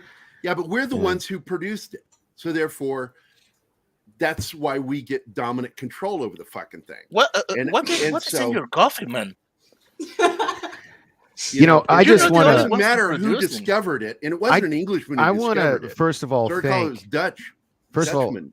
I want to thank the 130 people watching us talk about really nothing. We're like an episode of Seinfeld. So thank you. And I want to thank the 65 out of those 130 who've hit the like button. And I would like to urge the rest of you too to do so.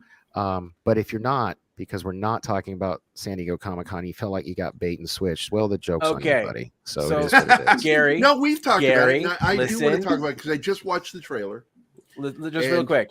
The modern method of obtaining aluminum was discovered simultaneously by Aluminum. 2 young scientists working independently in different continents. In 1886, 2 men, both 22 years of age, one working in Ohio and the other in northwestern France, developed the modern method of I producing. love when people Google shit. I rely on like memory, that fact that it wasn't an American who discovered it, but it is an American company that produced it as a product. And Great. and It comes and down to made who it invented it. universal. It's like the guy that finds the first dinosaur gets to name it.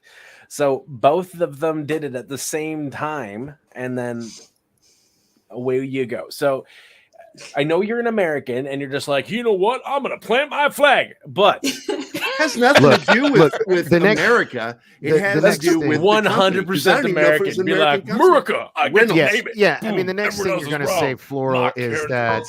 that Edison didn't invent electricity, that Alessandro Volta did. So come on, like Nobody what the hell? invented electricity. Where are we going here? Yeah, I'm just Jesus invented electricity in your faces. Oh, wherefore. You know what? If we're gonna go there, Zeus invented electricity, brah. Yeah, Zeus. true. Thor, motherfucker. So, but anyway, I just watched the trailer. I knew you were going to Um, say that, Marshall. Tesla, of course. I just, I don't know. Fuck I wasn't yeah. pleased with the look of Namor in it. Who, Ramon? They show him for like 2 seconds. I It's know just that like, they Jesus. chose a really shitty shot of him. I didn't for even their know what I was close-up. looking at when I saw it. I was Yeah, like, because what it's the like, heck is look this? at me, Until everyone I'm else started different. talking about it. I Look was at like, me. I am a different Namor from the comics. It's like they did that on purpose just to annoy fans. He's No, not it's Namor, because he's a Fuck Jason that bitch. Momoa is Aquaman. That is why. Because they didn't No, have I don't the have a wisdom. problem with the whole Aztec Atlantis idea because it does differentiate from Atlantis of Marvel. I thought that was a clever way of doing it. I agree with Paulie on this 100%. And I like this guy that's picked to play him. What I dislike was the first fucking shot we're going to show of him. He's going to have a fucking bone through his nose or whatever the fuck that is. It's like, Jesus Christ, man. Really? Oh, Gary's fuck racist. Marvel right now. Skeletor to Gerry. Skeletor to Gerry. Come in, you boob.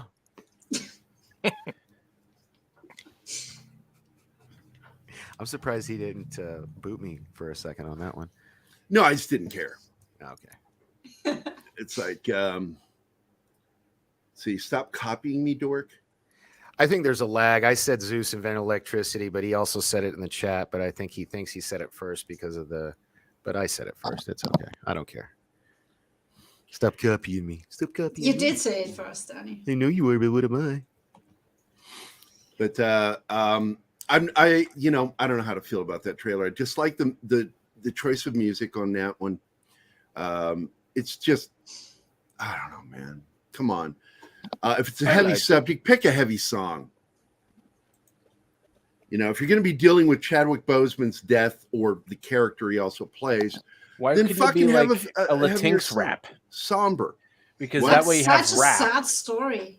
It could be rap, and then but it could be a Latino or Latinx doing it. No woman, no cry. It should have been absolutely more African oriented. Why isn't J-Lo rapping that theme? Like, it should be J-Lo doing it. Bring the worlds together, because that's what they're doing. I was not pleased with that teaser trailer. What are you pleased with, Gary?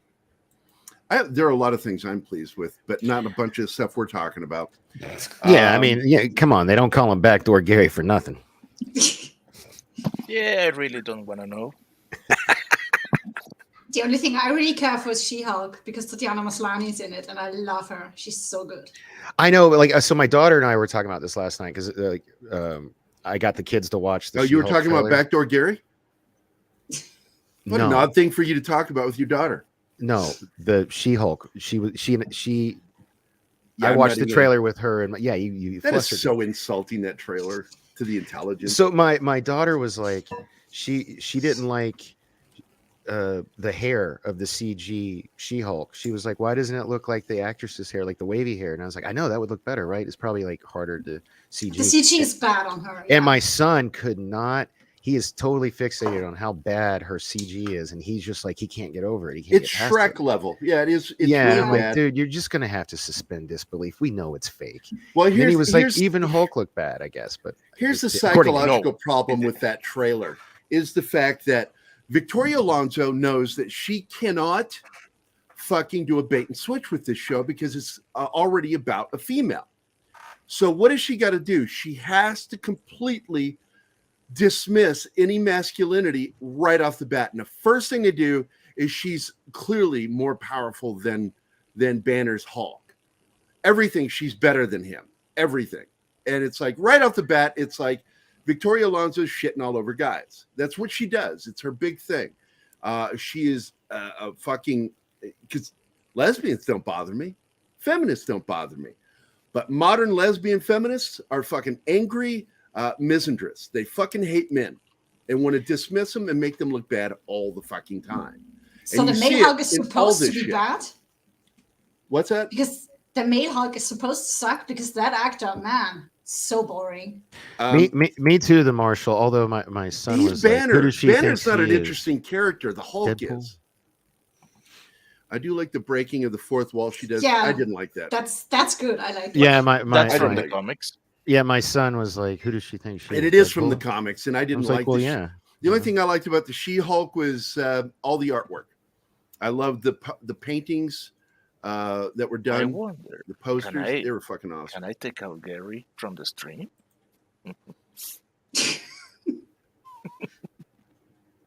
Martin goes evil. He's bad mouthing my girl. I cannot Was get. willst du, Idiot? CG looks bad. Agree. No, I would like to say something about this thing they have been saying. If that is where the cause, all the CGI, which is roughly 60% of the trailer, should look as bad as she is, and that's not the case. It's not the compression. It's the fact that we have heard the rumors that they were changing the model of She-Hulk. So this has to be a work in progress that was very, very rushed. Can I also make a comment here about someone made a mention about they like how she broke the fourth wall. The Marshall did said that. I did too because I like it. Okay, here's the problem with it. You got Deadpool. Deadpool's the only person in the Marvel universe that should be breaking the fourth wall like that. And she did it first. In the comics? Yeah. Actually, she breaks the Yes. fourth wall in the comics before She Deadpool. does. So All don't. the time. Half-wits, bunglers, brainless idiots. You couldn't beat a motley crew of gnomes. I love your Skeletor Man. I don't know the comics. I more and more get the feeling my childhood was sad because I grew up without much TV and without comics. So I missed out on a lot, it seems. Well, somebody said something about we saw the best. No, we haven't, because DC still has more reveals to do on their own standalone show. Fandom. That they're when they Which do is- Fandom, we're going to be seeing a lot more. In fact, this is where Mikey Sutton believes we're going to see Henry Cavill reveal. They didn't want Henry Cavill there to overshadow The Rock, because that was The Rock's day. We got some announcements. Yeah, we talked to Mikey Sutton and I talked about that. That's exactly what he said. They didn't want to. Yeah, they didn't want him overshadowing it, and so Mikey warned all of us. But Syl and I joked about it on you'll see it on tomorrow's episode of the Scoop Zone. How we just didn't want to listen. We didn't want to listen to Mikey. Mikey warned us, and Deadline fucking was full of shit. It was not going to happen.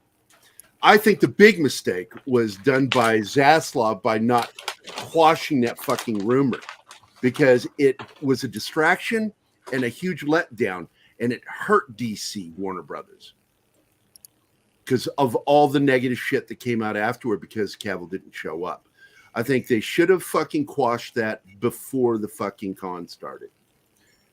And I do blame Deadline. Deadline fucking set everybody up.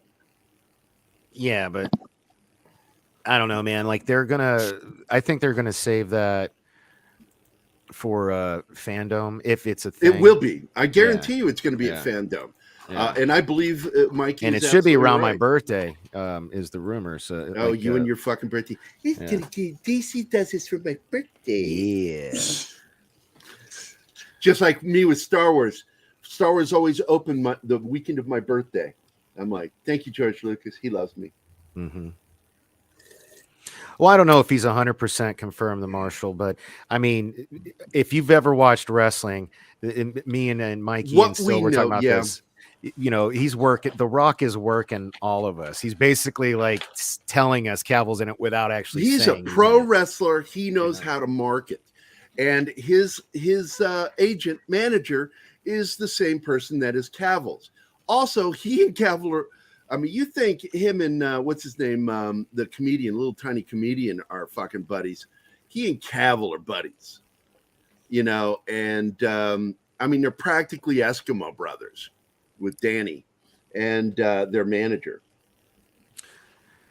So you've got this thing going on. They're going to work it. Cavill is in. This has been something that's been leaked by the studio, and Mikey's been one of the guys right up front saying, shut up, Rolling Stone. It's fucking happening, whether you think it's happening or not. It's not confirmed by the studio, but it's confirmed through all the leaks that have been coming out, even through fucking The Rock. And we know that Zaslav, this is a fact, David Zaslav loves Henry Cavill. He loves Zack Snyder. So Jim Lee's stupidity in that fucking interview with Rolling Stone, and stupidity of Rolling Stone to publish that. They even reference Warner Media that doesn't even exist anymore. So can I kind of come to Jim Lee's defense? So Jim Lee doesn't work on stuff. Well, hold up though. No, that's the whole point. But as far as he knows, he said Cinematic, and he doesn't know what's going on at DC. He doesn't know what's Cinematic. going on until this shit is way into the pipeline. He's going to be lucky if he has a job when this is all done.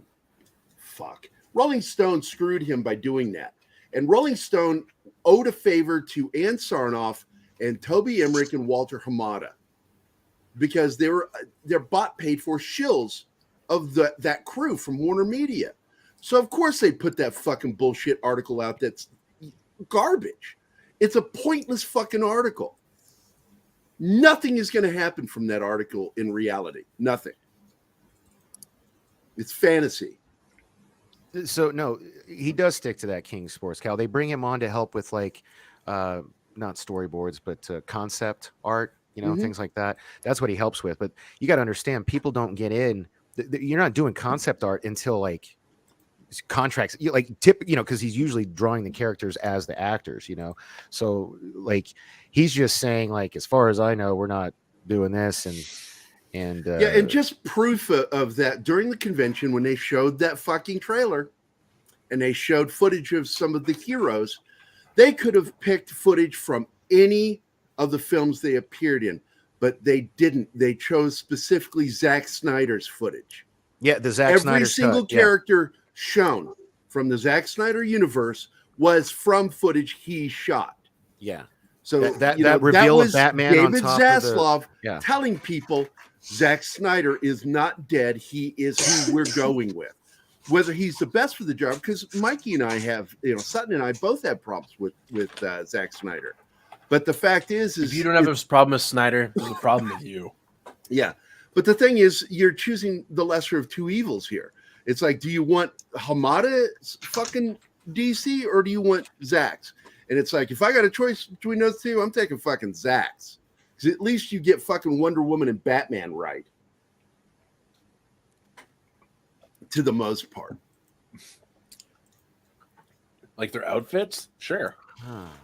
No, Wonder Woman under Zack was good. I liked her. Batman was Frank Miller's Batman. It's not canon Batman. It's Frank Miller's Batman. But that's fucking him. He's got his head up Frank Miller's ass. Zack always has. You can see it by the fucking stuff he does. I don't mind if they make Snyder in charge of like the cinematography. He's not allowed to have any hand in the story. Well, he doesn't know how to tell a story. He's not a writer. He's not even really a good director. I don't want him to direct either. He can do cinematography. Let him be the cameraman. But beyond that, don't let him touch it. And he doesn't get an emphasis on the cutting room floor either. Yeah, the best stuff he directed, the reason it was so good was because he followed the comics. Which is why the books get so much credit. Like Frank Miller got credit for co-directing 300. And Watchmen, the creators of that, got secret credit. Because Alan Moore didn't want his name associated with it. Because he's Look who just got here. Hey! How are you doing, my friend? Fine. I'm going to be on his show tonight. We're going to be talking about... oh, shit, I just forgot. What the fuck are we talking about tonight, 70s? Gerry, fuck you guys, man. I'm doing 3 fucking comic books. You guys fucking do 3 jobs at once. See how you fucking know. Hey, been there. there. Yeah, I'm working on Actually, 3 I am there right websites, now. 2 commissions. I do that website, too. I got to handle shit for Josh. Josh, did you see the email this morning? Josh? No, I'm not reading any of his emails. He threw you under the bus, bro. He's stressing me out. He stresses me out so much because I don't get paid to do any of this stuff. I do this because we're friends. And I get stressed out when he sends emails throwing stuff on me or throwing me under the bus. I'm like, I was just kidding with the threat. He was just like, you would have no way of knowing this, but I don't like this, or this, and don't change my this, or this. Gerry knows all of this stuff. That's why I asked him to do it. But since he didn't get back to me, that was the part where I was saying 3 other. I'm not getting back to him on it. Yeah, no, and that's fine because he finally told me what was wrong, so I can fix it, without having to involve you. So that's fine. So I just know now. He's a copy and paste kind of guy. He doesn't want me to copy edit. He doesn't want me to adhere what to did SEO I tell you stuff. when we were talking? What did I tell you? Yeah, it's exactly what I told you. Yeah. Even if you can't find the link, fucking put it on there. Yeah. We'll worry about that shit later because I know Josh. Yeah. But I wouldn't mind giving you guys a tease of something fun I'm working on for my Thursday show. Zardoz, that's right. We're doing Zardoz tonight. God, what a crazy fucking movie that is. And if you're a Sean Connery fan and never seen it, what the fuck? That's a crazy fucking sci-fi film. So good, man. So good. Oh, it is. It's so bizarre. Diapers aside. And its so relationship, because if you don't pick it up in the name, Oz plays a huge part in this fucking thing. The Wizard May of I Oz. say it? Go ahead. The Wizardos of. Mm-hmm. So if you want to Zardoz, Wizard of Oz. I like how he discovers. It's like V'ger being Voyager. V'ger. So this is something I'm working. Like I don't know how you do it. But when I have ideas, I'll I'll throw something dirty together with different assets, and then I'll go back and I'll make. I forgot the song, Jeebus. Fuck you. For my references. Once I looked it up, I was like, "That's the song." Yeah, it was fucking Led Zepp. They like to overuse Led Zepp. I don't know if 70s is a big Led Zeppelin. He knows. I've said to him I'm not a fan of Led Zeppelin. They did one song I liked. Yeah, Sean Connery in a diaper. That's right. That movie is so fucking crazy. Zardoz is nuts. And they have a lot of nuts in it. My diapers. Sometimes a woman just needs a good smacking. Quote. No, not too hard. And with the open hand. It's okay. You give her an open backhand. The face of the reporter was Barbara priceless. Streisand, just to see how big of a pussy she was as a journalist, didn't really call him out. She was just so afraid of him and blown away by the star power that she didn't call him out on that. Kitty fight.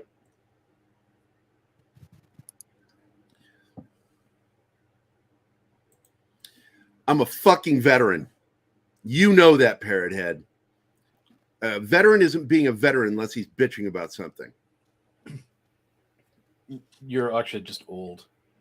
That red BDSM. Floral has a point there. No, he doesn't. That's why I'm not going to respond to it. Geriatric. That's right, motherfucker. Why isn't... Walter's face was like, what the fuck? I still can't believe you don't like Led Zepp. I like one song. And I do think that Jimmy Page is a good guitarist, but he's a fucking pedophile. I think that Martin's making that hash. Well, he's an ephetophile, but still just the same. He's a groomer. He kidnapped a girl. This is fact. We talking about Ezra Miller right now? I'm sorry. No, I'm talking about fucking Jimmy Page. Kidnapped a girl, held her hostage in his house until she turned of legal age, and then kicked her to the curb. Broke up with her. Fucking scumbag.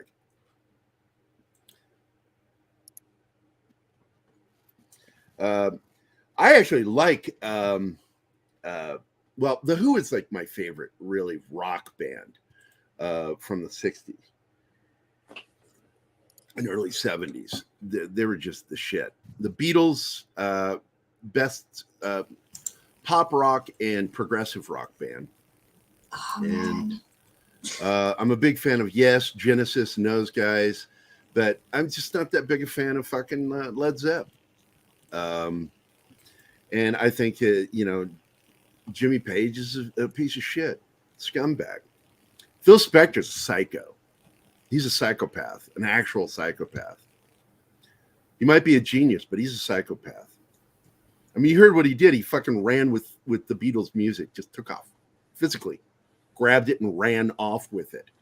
Well, sometimes you need to divide between the art and the artist. Like Wagner was an asshole. I still love his music. In this day, 90% of the time, you have to do the divide. Yeah. The Marshall, I like him.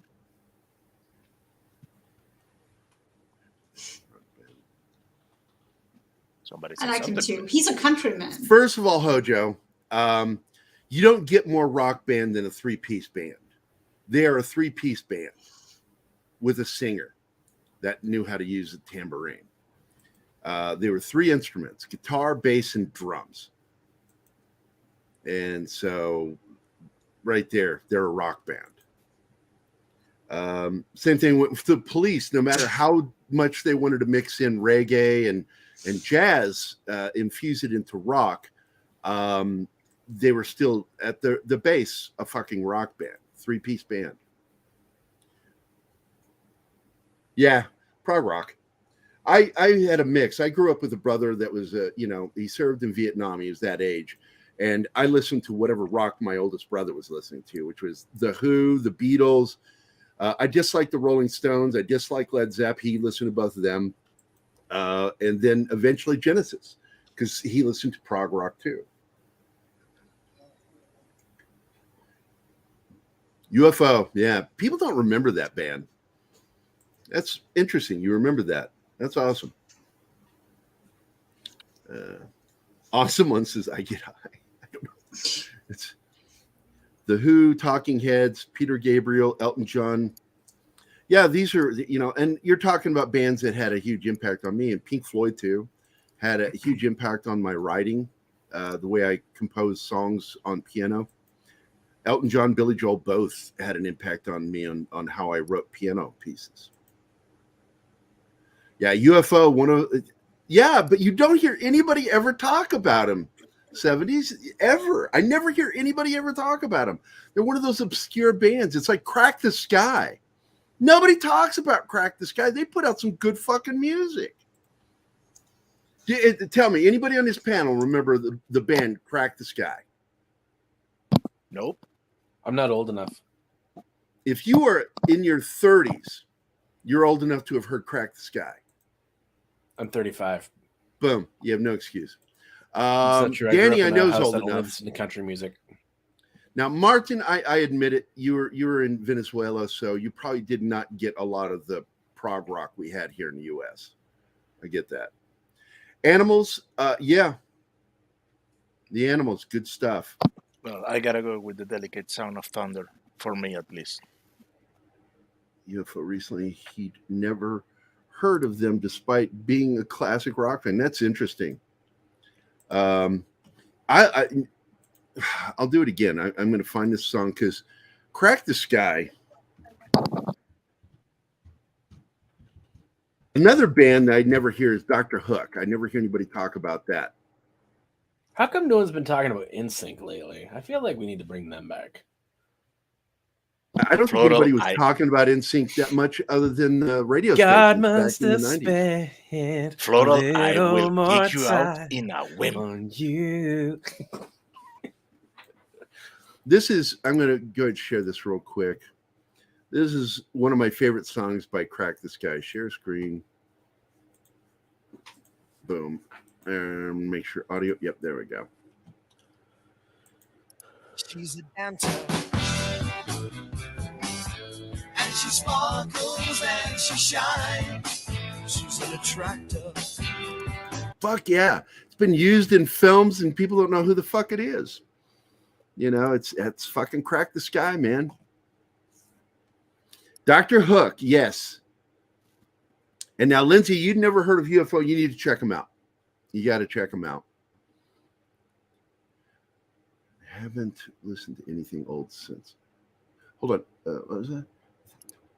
Here goes the stream. I grew up with in 2010 and haven't listened to anything old since. I feel bad for you. That just sounds awful. Because, if you don't listen or watch Rick Beato, he breaks it down. The problem with modern music since the 90s to today is the inability to really write a song lyrically and as far as chord progression. Nobody, they play the same stuff over and over again. They just it's been the case since about 1935. Yeah, you just show you don't know shit about rock when you say that. What? That it's been the same thing since 1935? No, it's not. It has not been. Is. It's prog rock just absolutely smashes that idea. What smashes it? Prog rock. Prog rock. You don't even know what it is, dude. No. Okay. Let's see. We always crack. He's trying his best. Progressive rock. No, progressive rock totally fulfills it.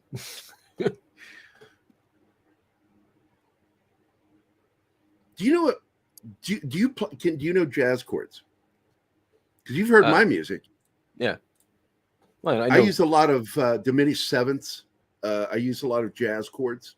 Oh, but most rock songs actually use a lot of diminished chords. Diminished chords, but the sevenths is when you start getting up there, adding the additional note to the chord, the fourth. The moment someone's playing in the key of G, if they slap on a key of G, usually is key of C?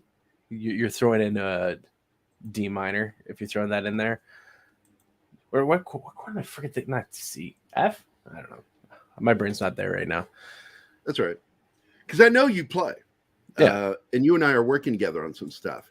But I also don't follow rules because you're supposed to follow rules in writing music. And I don't agree with that. I think that you write what you feel. And like I have one song that you've heard that has one group of verse and it's chorus instrumental outro chorus. That's it. Because I got the story told. That was it. That's the story. And fuck. Word up, awesome one. Under Oath. my favorite Under Oath song is Hi, Bill. I heard the voice through the Discord, deluge of passers-by. Anyway, Jesus, I'm ready to come.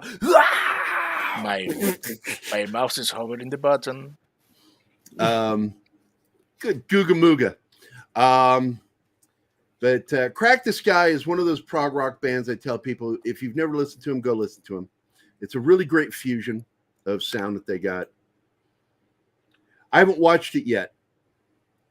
Really? Is it any good, though? Action doesn't mean good. I did listen to Emerson, Lake and Palmer, but I'm not as big a fan of them as I am of Yes and Genesis. In fact, I would listen to a Genesis fan band before I would listen to much of Emerson, Lake and Palmer, because I felt that they were just kind of redundant as a band. Yes really kind of led the way. And Genesis, what Genesis did, unlike the others, is they went more in a classical way. Their progressions followed more of what you would hear with classical music. And then they would speed it up or do interesting. Oh my God, the change of beats in their songs were ridiculous. I had so much trouble playing drums to fucking Genesis. But that's how I learned to play drums, was listening to Genesis as a kid. And I'd put the headset on and sit on my drum kit and try to figure out where, how he was doing that timing, because he would change timing. He would go from a 4/4 to a 5/7 in one song. That's fucking crazy. And he would do it for only half a measure. It would jump to this and then go right back to 4/4 or 5/4 or 3. Oh my God. He did this weird 3/3 time that just blew my mind on one song, like Dance on a Volcano. Go listen to that and listen to how many fucking timing changes are in that song. Yes, Owner of a Lonely Heart. What I love about that song was that Yes did a better 80s new wave song than the new wave bands of the time, because that was their new wave song. Alice Cooper, I love Alice Cooper. I've met him. He plays golf with my brother Steven down in Phoenix, and just the sweetest guy. Devout Christian, by the way. Scared the shit out of me as a kid. I watched that fucking TV special with Vincent Price and him, Welcome to My Nightmare. Fuck that. I was terrified of Alice Cooper until I was a teen.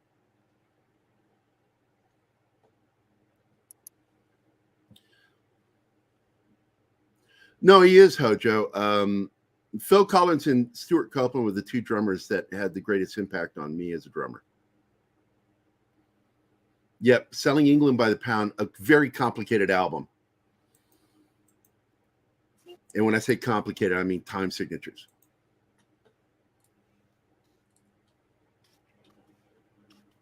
Your favorite band is Emery. They're dudes my age that never went mainstream. And Emery, I've never even heard of them. I have to go check. I'll check them out, awesome one. There's so much good modern independent music. Yeah, but the problem is, mainstream. That's where the problem is. Independent music doesn't get the attention that it deserves, because that is, it's independent filmmaking, independent music, independent comics. All of them. It's the independent market is where you're going to see the best quality today.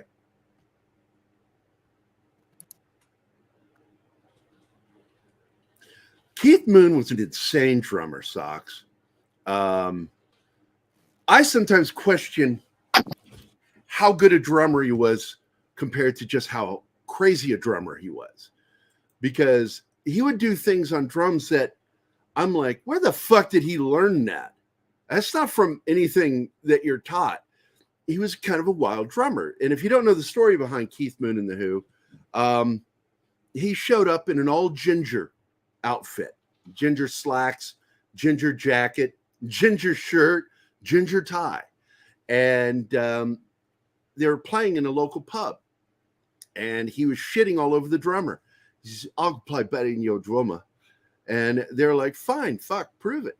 So he got up there and he went absolutely ape shit on the drum kit right there. And they fired the drummer and hired him. That's how he became the drummer.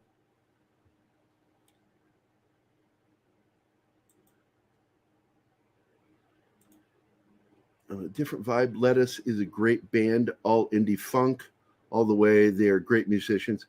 I've never heard of Lettuce. I'll check them out too. Journey and Foreigner are great. Well, they're pop. You know, they did good pop rock. Good vocals, man. That's one of the things that made them so strong. Interesting lyrics and good vocals.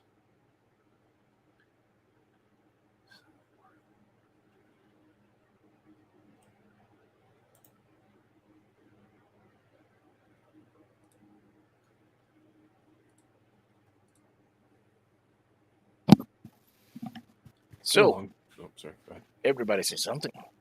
No, I was going to say, Awesome One said their favorite band was Emery.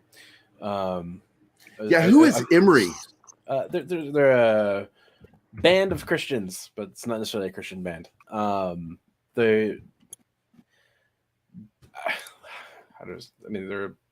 kind of hardcore Christian rock. They were good. It's been so long since I've listened to them. Like literally, I was in high school when all my friends were into them, and so I'd listen to them tangentially. I never owned any of their albums, but all right, I'm gonna listen. They're not Christian anymore. Oh, okay. Oh, there's Screamo. No, I'm out. Yeah, I'm out. Now I'm gonna look up Lettuce.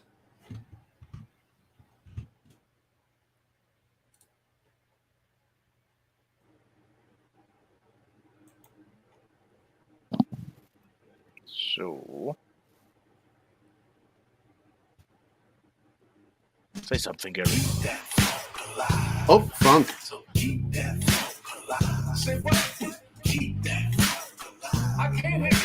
Okay, I like that. Lettuce get my attention. I'm going to check them out later. Sounds like some of your songs on asteroids. I will never listen to Screamo, brother. I will never do it.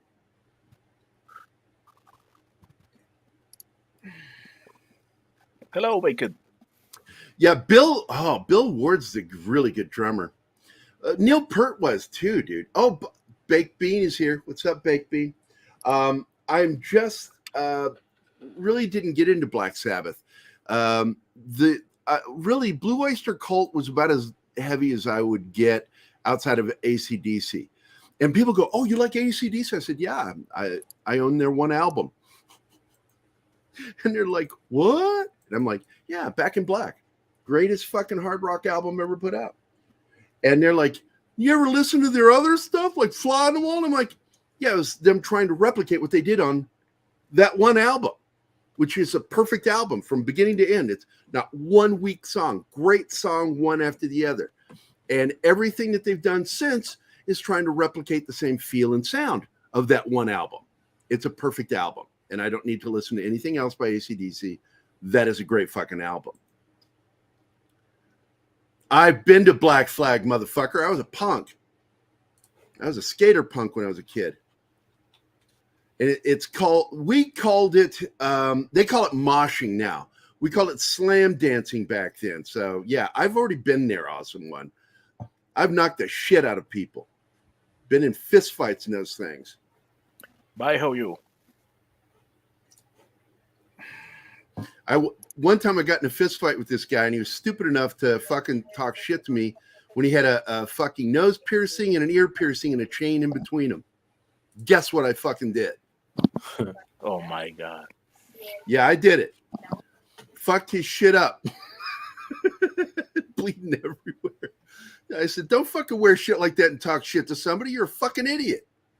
You're just asking for someone to gank that shit off of you. to be a teen then. I've been in a lot of mosh pits. Well, we didn't call them mosh pits again. That didn't come about until the 90s. Mosh pits. We called it slam dancing. That's where you just run into each other. And there's a lot of headbutting, fucking broken, bloody noses, teeth knocked out. That was punk.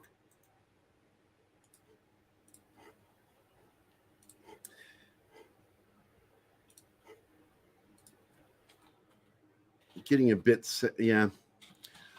I don't think the problem with what we're seeing is just an absolute lack of originality in the storytelling. They called you black fisted. You were throwing fists while you were dancing. You got into that dancing. Yeah, you don't want to get into fucking slam dancing sober. You're just asking for pain. The whole idea is to get really fucking drunk to where you don't really feel it till the next day.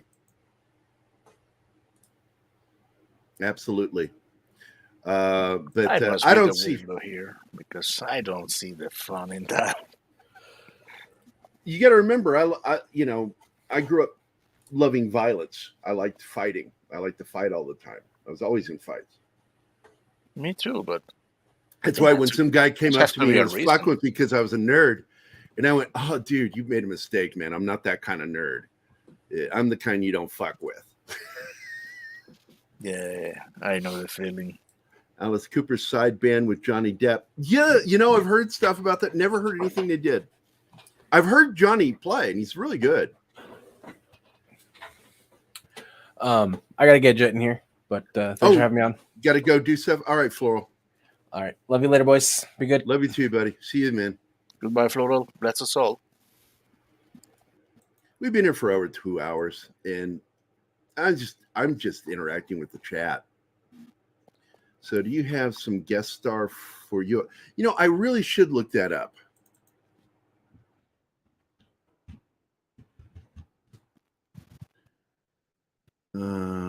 Oh yeah, classic right here, Doctor. Yeah.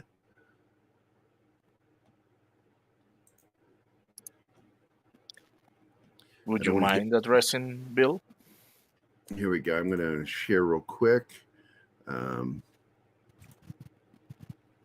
Just give you a sample for a few seconds.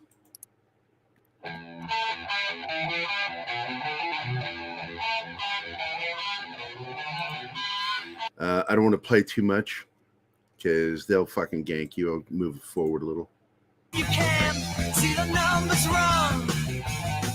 Now you look so peaceful. I am there. UFO. Dude, that needs to be in Peacemaker.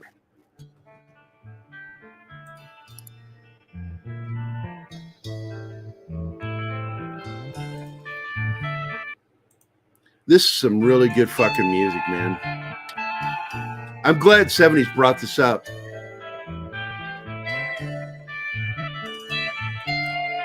That is the kind of stuff I like listening to in my room as a kid. Yeah, Rock Bottom. Great stuff, Hojo. Hey, it's Chris. Chris, I'd say come in, but I'm probably going to end the show here in a second, but you're welcome to join us. I'll send you an invite.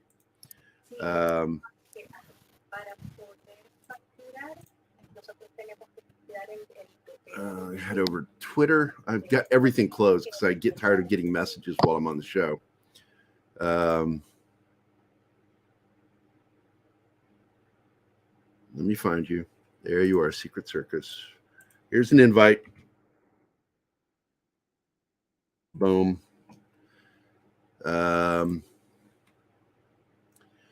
Chris is part of that crazy skater group that I was part of.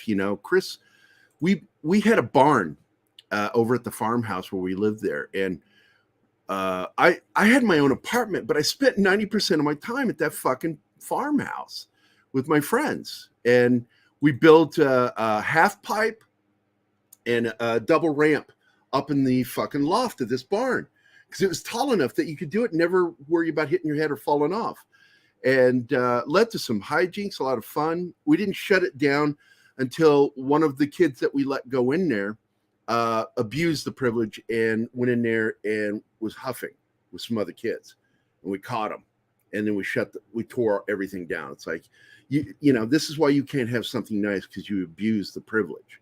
You know, we gave this to you to use, and you fucking abused it with drugs. And I do consider huffing doing drugs. Yes, Greta Van Fleet, of course, Chris.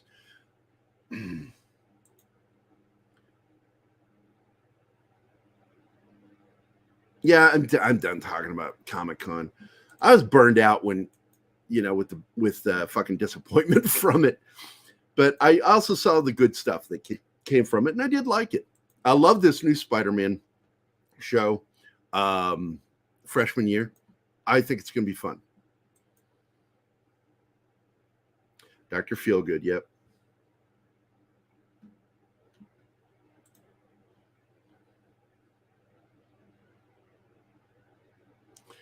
Yeah, that is one that you would have to pay me to listen to him, because I'm not a Motley Crue fan.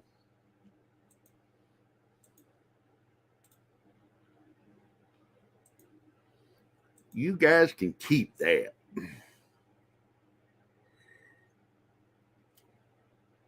I don't need your approval of my taste. Thank you very much. No, that's why I said you can keep that.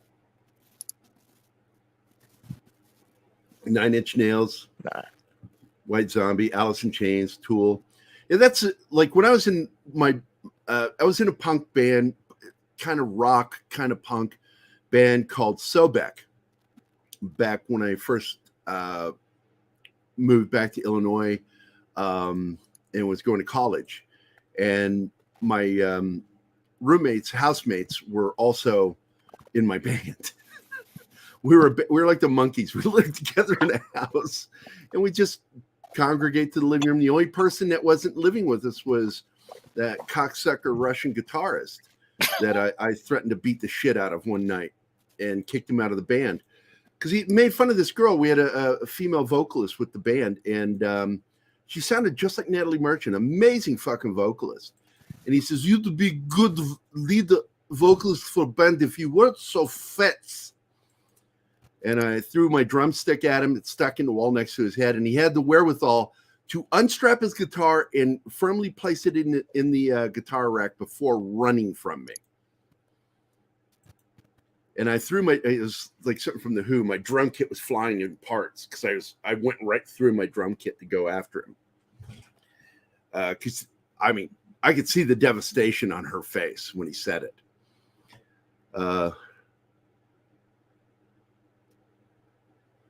Which one are we talking? Oh, Westworld. It did. It fell apart after season 1. I won't watch that show.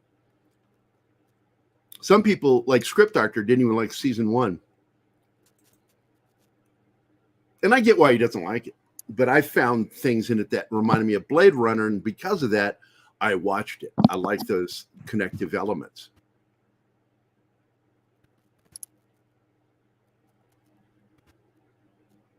No, I don't remember Pearl and Dean.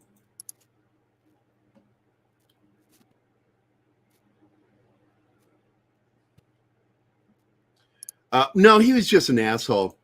I ended up writing a mean song about him called Commies on Welfare. Because the first thing he did when he came over from Russia is he went straight to social services to get put on welfare. And I'm like, I thought you fled communist Russia, and the first thing you do is get on a socialized program when you come here. And that's what he lived on. He didn't work. He stayed home, lived off the state. And so I wrote this song about him called Commies on Welfare. Commies on welfare, commies on welfare.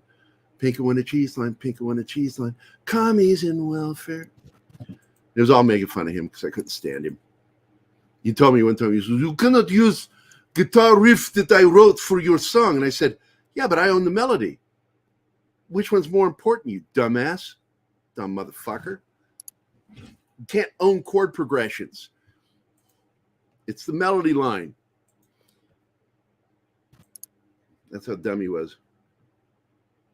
Bill, I think it's a Star Wars man Yeah, it cave. is. It's a Star Wars room. It's a man cave. I love the photo, and I'm like, that's the man cave I'm going to make.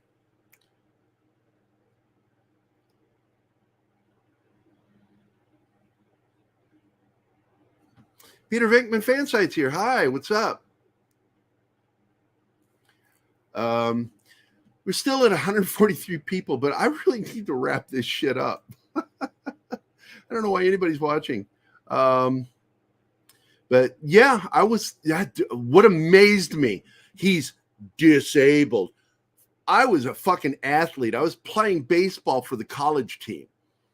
I ran a 440, 4-second 40, man. I was fast as shit. That fucker outran me. I'm like, you disabled my fucking ass. Fucking commie. Oh, hi. Hey, welcome back. She's back. Sorry, my landlord came by.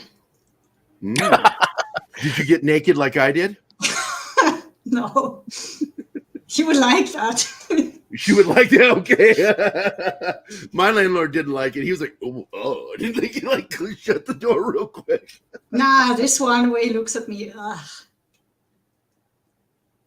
And one of my windows is broken, so we had to talk about that and money and yeah. My rent went up. I'm so pissed. John, don't even go there with like feeling old. Fuck you, dude. Sitting there because I remember for years in the 90s I was defending 80s music to a buddy of mine. He was into Southern rock and country, and I didn't mind that, but I'm like, fuck you, man. 80s music, man, shit's old. Like, fuck you. And now, like 20 years later, I'm like, god damn, I was defending it when it was 10 years old. Now it's fucking another 20 years, like 30 years. Oh, fuck, man. Cave. Oh, sorry. Well, I had that feeling the day I was watching the opening from episode 1. We were a group of friends in the cinema, and the screen is black, and one of my friends says in desperation, when it's going to start? And I turned to him and said, dude, we've been looking for this 20 years. We can wait a little more. And then he told me, oh, I've been waiting 20 years for a movie. I'm old. I don't know what a hose head is. I don't know what that means. I know what a hose head is on a hose, but I don't know what a hose head means as like what I am, what the reference is. I guess you're not joining me, Chris. You're not going to join? All right, fine.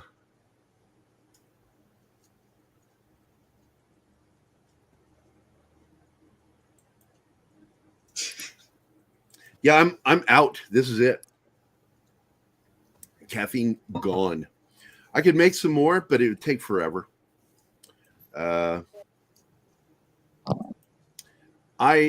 Look, man. 80s music began really in the late 70s. It was that transition. Elvis Costello, the Police were really the two big forerunners. Then the Cars in the U.S. Just really kind of led to what we call new wave. And I got into an argument one time with an idiot friend of mine. No such thing as new wave. I said, it exists. It's actually you. That's like saying that, you know, a car doesn't exist because you don't like it. And then you get hit by it because it's fucking real. Dipshit. Well, for me, Discovery doesn't exist. Like Star Trek Discovery, that's right. I will tell you exist. this. They there never made it. They shouldn't have. 5 episodes in season 1 that I enjoyed with Lorca. Yeah. Until I predicted second episode of him, he's the villain. I know where they're going with this because he can't be this cool a character in modern fucking woke entertainment. They got to make him the villain. And boom, I nailed it. Boom, right on the nose. They turned Lorca into the villain. I'm like, saw that fucking coming. You cannot make a strong male and not have them the villain with woke entertainment. Sorry, Marshall. I don't even know what you're talking about. I never watched it. So did they do a mirror universe on Discovery? Yes, Lorca was And- from the and- Mirror Universe. And I know it's wrong because the only way they could do a mirror universe with that fucking show would to have the other crew act like they fucking know what they're doing. Because that would be the mirror universe to Discovery. Fucking idiots on that show. And I got so pissed with even Strange New Worlds when, that first shot of the bridge, fucking Kurtzman cannot help but fucking push his agenda. Yeah. That every single person in that shot was female. Both of those on the helm, you had a security officer with the only one armed was a female. And in fact, in the poster, the only people with weapons are female. And there are more females to male ratio. And it's like, I get it. The future of Star Trek is female.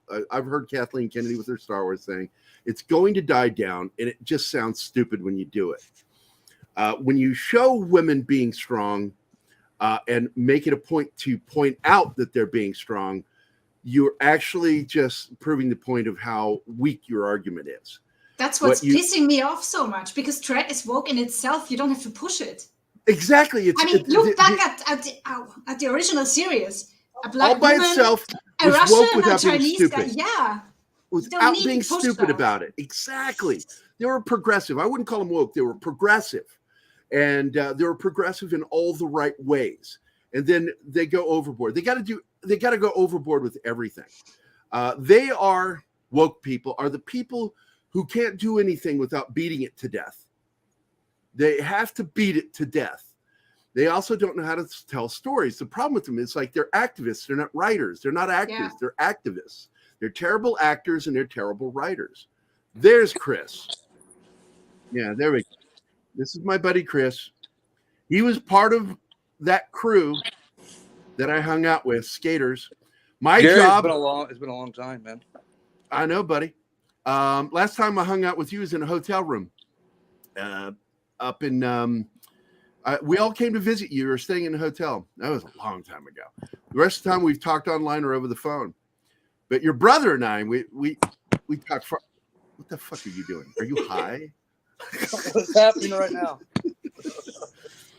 The first time I saw this motherfucker was on a video running through a room naked with a sock on his dick.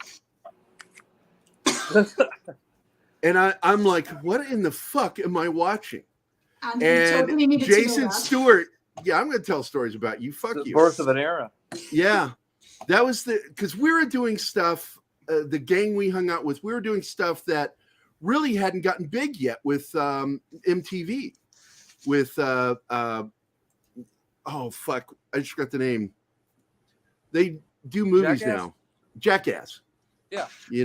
Bam Margera and all those guys. You guys were way before you were ahead of the curve. Your brother jumping off that barn into a 20-foot snowdrift on fire. And what was my job was to make sure none of you died. Remember that?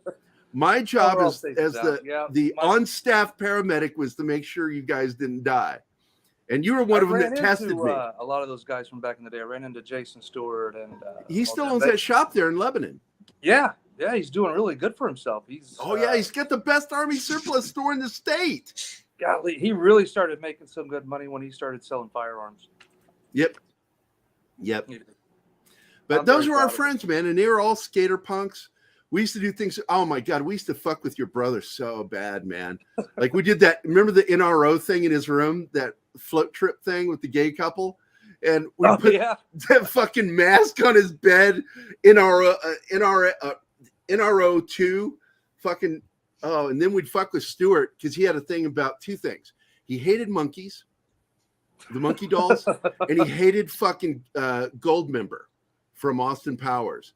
And so, like, we would find photos of Goldmember, print them out, and just tape them all over his bedroom, on his desk, on his computer.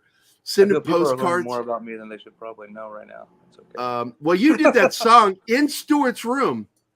I remember the first time when I played drums on my tummy. To your song, "I'll Eat Anything." That was a long time ago. Gee. Fuck yeah, it was 20 years ago, dude.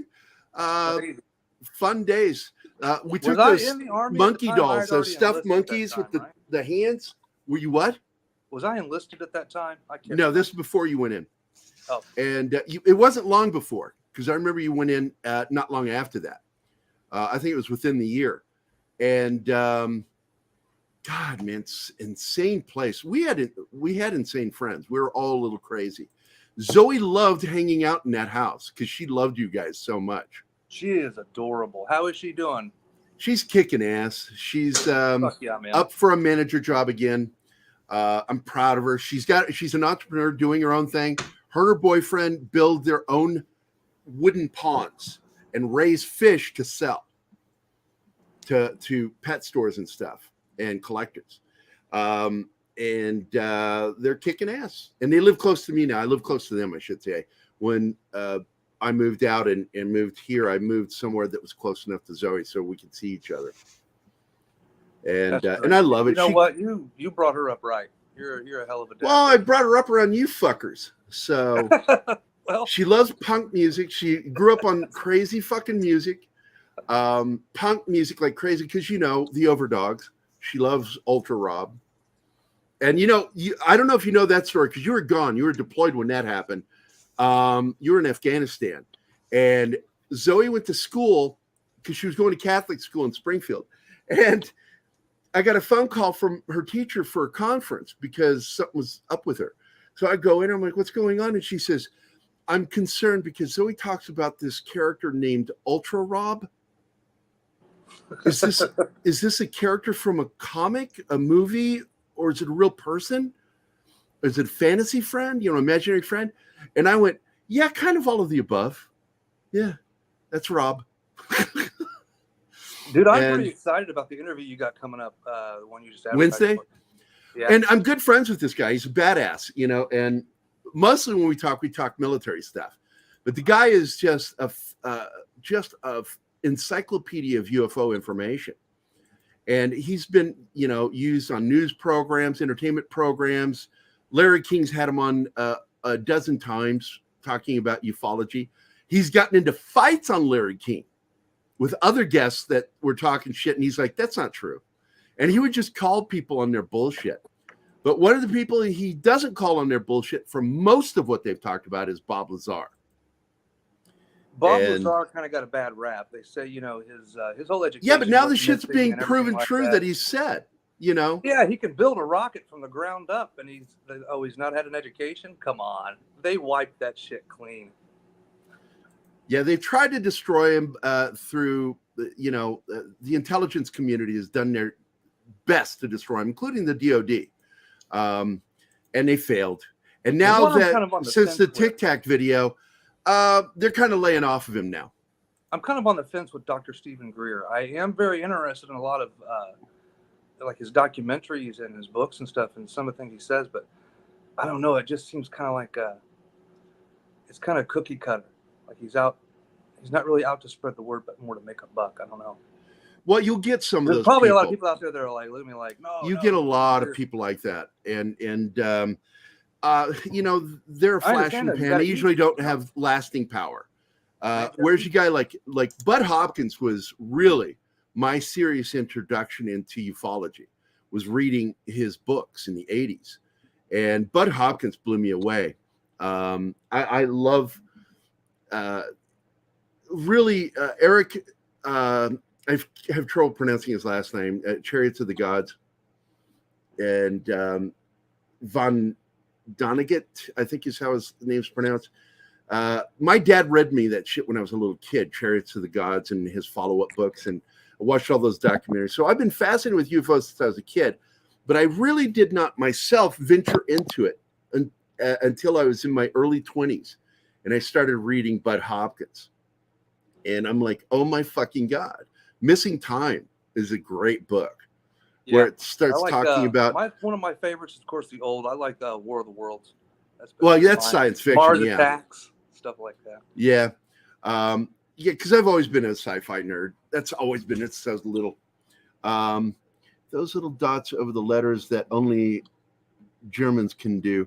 Actually, in Spanish, we use it too. My daughter, the Marshall, I got to tell you, buddy, or Marshall, I got to tell you, Zoe couldn't even write, but could spell her name. And her name, she would say it, and I know Chris heard her say this because she said it all the time. My name is Zoe. That's Zoe ... Because she had umlauts. And then when she was 3, she learned the word umlauts.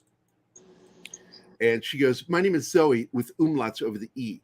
My name is actually pronounced Zoe. It's not Zoe, it's Zoe. And she would correct people if they said her name wrong. And she got mad if people added a Y to her name. Man, I would watch her get triggered over that. I'm like, you need to lighten up, baby. I mean, fuck, man. Lighten up. Oh, she is. She loves you guys so much. Your brother in particular, Sean. Even though Sean got drunk and whipped his dick out for me, forgetting that Zoe was sitting right next to me because he was so hammered. You could end up on a website. Alicia screams, Sean, and dives on top of Zoe, covering her head. And I turn, and there's his fucking red dick, because he's got red bush, and then his dick is so purple red when he pops it. Squeezed it, and it popped out at me, and I went like that. My head jerked back, and I went, "Oh, you motherfucker!" Descriptive as fuck. Oh my god, I always describe it as like, I said, when he would do this shit, it was like watching somebody squeezing one of those stress dolls, and the head would pop out. Were you there when Sean ordered the pizza and the? Yes, and he shit in the fucking pizza box. I was sitting on the end of the sofa, looking over there when she kept opening it, going. She's like, close it, open it back up. Alicia's like, just kind of confused with it, and then she realizes, oh my god, that is Sean's shit. He shit in a pizza box, and she let again with that Sean, that high pitched thing she would do. It was so fucking funny. Were you there when they ordered the pizza and I come crawling out of the garbage can in the back of the truck? Yes. You were there, weren't you? Yeah. Pizza guy walked up with the pizza and I was buried under. That was at the farmhouse. I remember that. Yeah. I was at the farmhouse. I didn't see you do it. I heard it as I'm coming into the living room, what you did. Come crawling out of the garbage. And I'm like, what the fuck? Yeah, there were so many. And when I first met you, wasn't in person. You were deployed. And you sent a letter with artwork on it to, I think you were when I was in deployed. Afghanistan, I shaved off all my body hair and sent it to you? You said it was your pubes. And that was the funniest part. And I know that when I was ginger, there, you're a ginger, so it was red hair. That's all I know. But the funny one was the finger painting you sent to Jason. And Jason goes in the kitchen because he just got off work and he was getting ready to make something. So he's washing his hands. He goes, hey, that's from Chris. Would you read that to me? So I opened it up and I unfold it, and there's this finger painting on there with pubic hair. And it says, hey, if you're reading this, you're touching my poo. It wasn't though. It was something else. I didn't care. I went like this. I was holding the letter just like this. Just all like the this. way from overseas. Yeah, I was holding it like this, looking at it, and I went, ah, and it flew out of my hand. And I'm like, ah, and my hands went up, and I ran into the kitchen washing my hands. And Jason was laughing, going, that's not poop. Yeah, that would was have smelled it. That was a lot of our ideas to do that. We all kind of came up with that in the bee hut over there in the hot sand. Like, how can we fuck with people? Yeah, that was funny as fuck, dude. The one time that I enlisted my brother into the Klan. Let's save that for another show. But I wanted to get you on it because I'm actually getting off of here. We're finally dropping in our audience, so it's time to go. That's probably all the doo-doo talk. I want to thank everybody in the chat. Martin, can you get me my list, sir? Chris, this is Martin Acosta Santana. To my immediate left on the screen, that is Danny the Dork Knight, but he's dealing with his kid right now. It's really and Anima Confusa. God only knows what she's doing right now. She's away from the camera. No, I'm here. I just don't have anything to say. So she's a ginger too, by the way. Uh-oh. And she's get more than 3 in what one gave it away? lightning strike. Well, you know, as with I've said to many of my ginger friends, including Chris and Sean, his brother, does the carpet match the drapes? My God. And sadly, I found out with these fuckers. Not just the viewers dropped. Because I've seen you guys' pubes way too many fucking times and still call you friends. But you guys are like family to me. You're my brothers, you know. It looks like I'm strangling Ronald McDonald down there. I'm just trying to suffocate the shit out of him. Oh my God, it is so fucking red. Oh, King Sport Cow.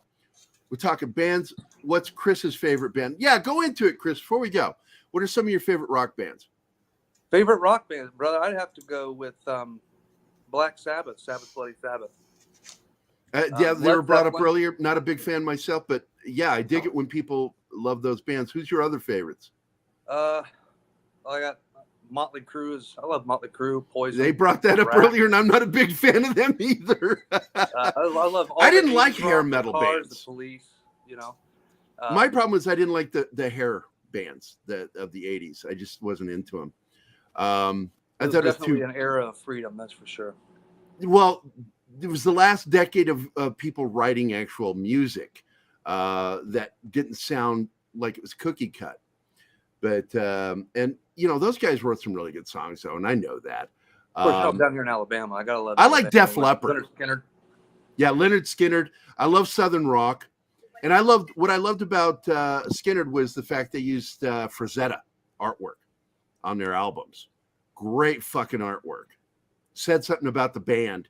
I love me some Leonard Skinner. Yeah, I told you when I got knocked out that one time when I was playing drums for this band, and every few minutes this drunk dude would yell out, "Play some Skinner, play some Skinner," you know, and he'd say, "Play," you know, what was that big hit of theirs, "Sweet Home Alabama"? Play some of that, or Freebird. That's it, Freebird. That was the song.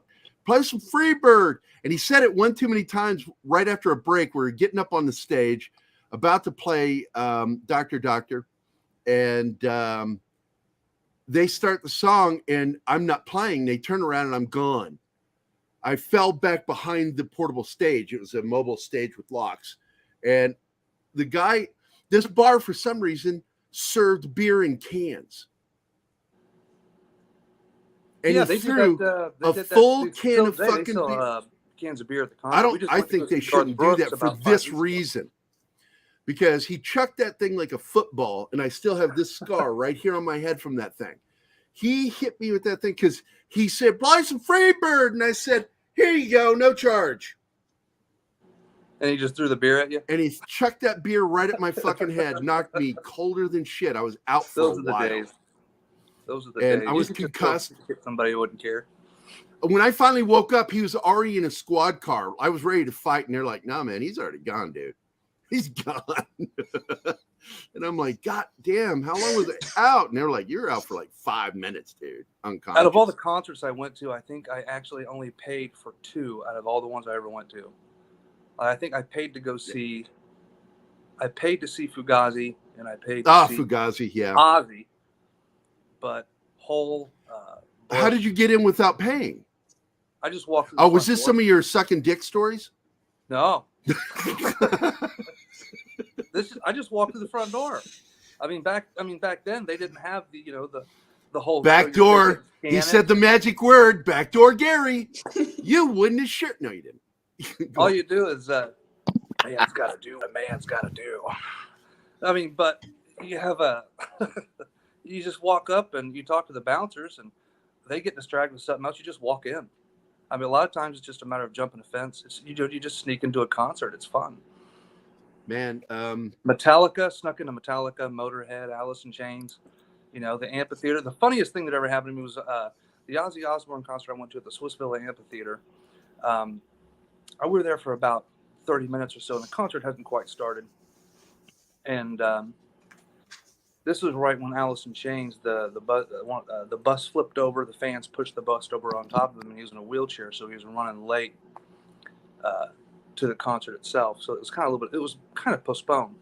Well, 2 big shuttle buses, 2 big tour buses pulled up, and the doors opened, and all these beautiful blue-haired old ladies started stepping off the bus, and they were just like, "Oh, this is gonna be the greatest concert ever."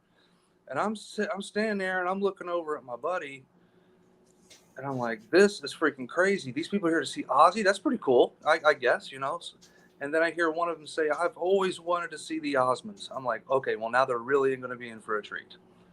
So I don't know how they ended up scoring 40 tickets for Ozzy Osbourne whoever worked for the nursing home or whatever group they were in really either messed up or did a really good job. I'm not sure.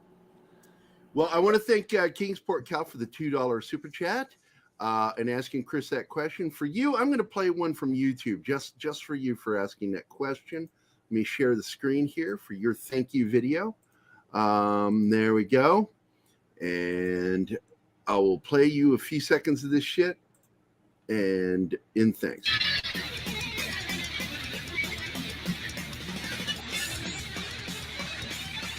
There you go.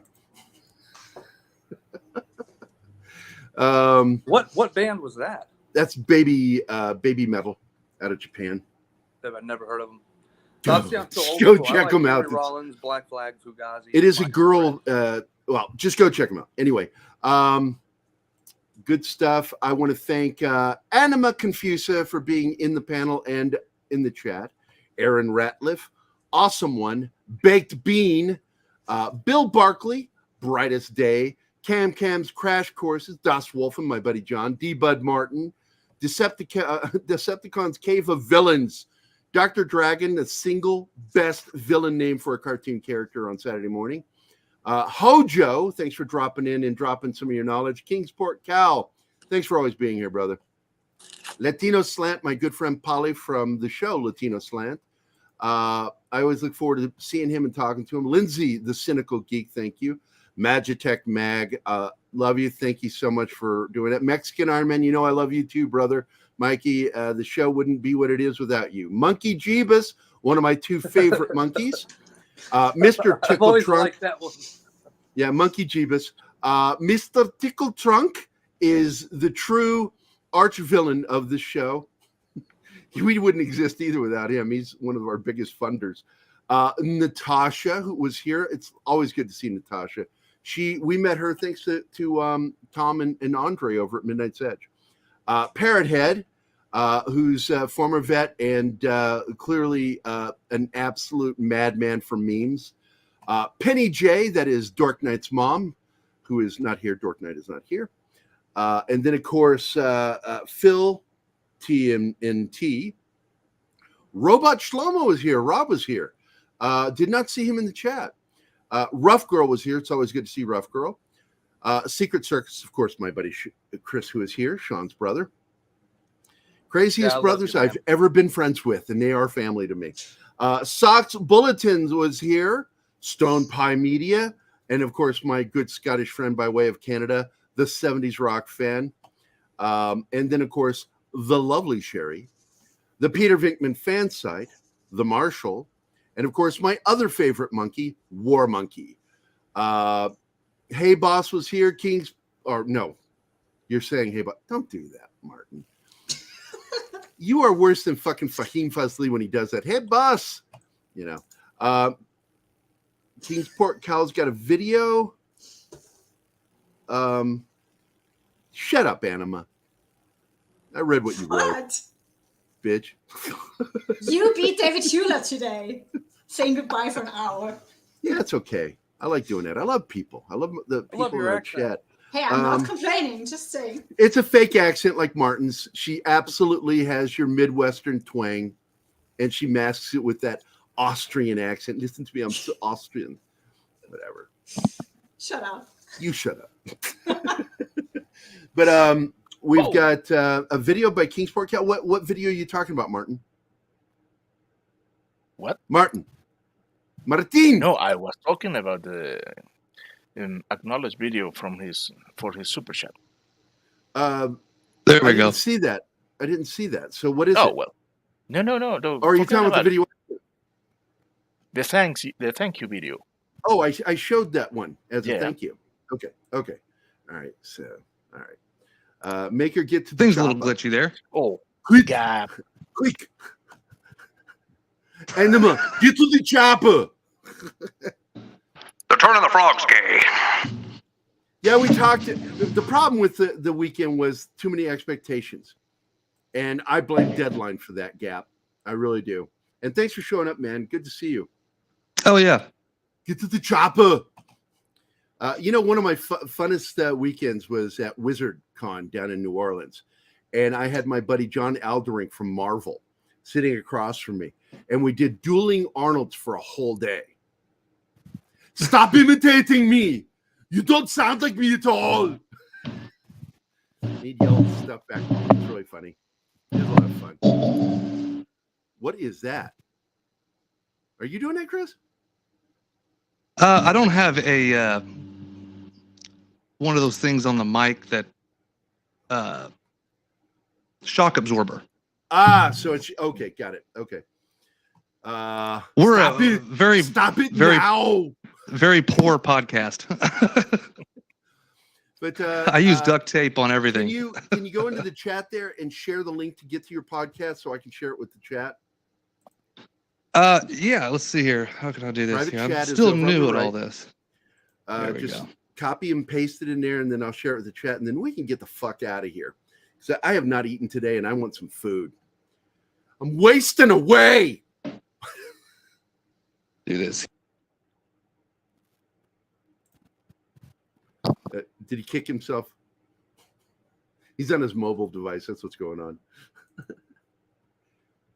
Shut up, awesome one. About had it with you guys mocking me. Well, Danny forgot to check because he thought Danny anymore. fell in the toilet is what Danny did. It'll happen every once in a while because look, it's not just the micro. See, I told you he's going to kick himself. He kicked himself. That's so fucking funny. Danny forgets that it's not just a tiny dick. He also has a scrawny ass, so he falls through things. Yeah, he forgot me yesterday. Nope. Stop. I already added him. I'm not good with this internet thing. Like literally, this is the first laptop I've bought in 15 Your brother's not very good with it either. I make fun of you guys because you guys can't decide whether you want to keep a Facebook page or not. You just you'll disappear for 5 years, and then suddenly you'll have a Facebook page again, and then you're down again. And I know that things can probably go a little quicker whenever podcasts get on Facebook and stuff. But as far as record goes, every doing it on both. Share them on both, Twitter and on Facebook. You got to have a presence on both. That damn Mark Zuckerberg, I don't trust. That guy's a fucking lizard. Oh shit, that's a long link. They might have trouble with this. It's on. You can find us on Spotify at Secret Circus Pod, as well as on Twitter. We're going to be coming to iTunes here pretty quick, and iHeartRadio. You can find us anywhere you get your podcast. All right, I need to find the share. Is this it? No, that is not it. God damn it. I need to add you to my playlist and then go to, where is the My wife, link? the wife JD, she's a sweetheart. She's on the podcast as well. She's the co-host. Yeah, they don't give you a proper domain for this, and that just irritates the shit out of me. So I've got to figure out where the domain stops. Yeah, this is just fucking goofy what they did. Let me go to my playlist. Your library. Is it in my library? I've got to fuck off. Oh, I hate Spotify. Fuck Spotify. So there it is. We use Buzzsprout for our hosting site, and of course you upgrade. But I love doing podcasting, so I've done 2 episodes the past 2 days, and I want to try to do at least 10 episodes all at once that I've kind of gotten written out and ready to go. That way people can binge, and then I can start shooting them out weekly. But I know that you're only allotted so many hours of podcasting time on some of these hosting sites unless you upgrade even more. Yeah, and it's always about paying. Fuck that shit. I pay for this streaming service, and that's all I pay for right now. When we're bigger and have advertisers, we'll change that. But again, I've thanked the chat. Now I need to thank you guys. Chris, thanks for dropping in, buddy. It was a pleasure, dude. It's an honor. Yeah, it's Dork Knight. Thanks for dropping in, even though you're not here, motherfucker. Martin, thank you for managing the chat. And of course, Anima Confusa, thank you for being also on the show as well as fucking awesome and as well as being gorgeous. I have no idea why you keep calling me back, but I enjoy hanging out with you. You're so sweet, and it's less of a sausage party when you're here. That's true. So I want to thank everybody for being here. How many years younger would Gerry look without the stash? The fact is, a lot of the women think that I'm too boyish when I don't have the facial hair and get weirded out trying to kiss me. And so that is an actual fact. And how many years younger? So there you go. There's your answer. I don't look my age. I never have. When I was in my 30s, I still looked like I was 19. It was really weird. I got carded all the time. And worse than that, I got into a fight with a girl that I wanted to go to bed with. And her argument with me ruined the night, Brian, ruined it. Because I had to show her my ID and bring 2 members of my band to tell her how fucking old I was. Because she thought I was a teenager. And I'm like, fuck you. I've got a teenage son and a baby I'm raising by myself. I can't believe you. They're like, oh my God, fuck you. I don't want to fuck you anymore. So seriously, I fucking got so irritated with her. I just didn't even talk to her the rest of the night. That was back in Lebanon when I was in that one band. So anyway, I'm sorry, Marshall. Nicht verstehen Sie? Don't know what the fuck you're going on about in German. So Gap After Dark, thanks for being here. We are the fuck out of here. I want to play a video now. Let me get to the fucking branding so I can get the fuck out of here. I'm so hungry. I'm getting hangry. There we go. And as a thank you to you all, here is your video. Stick around for after the credits, guys.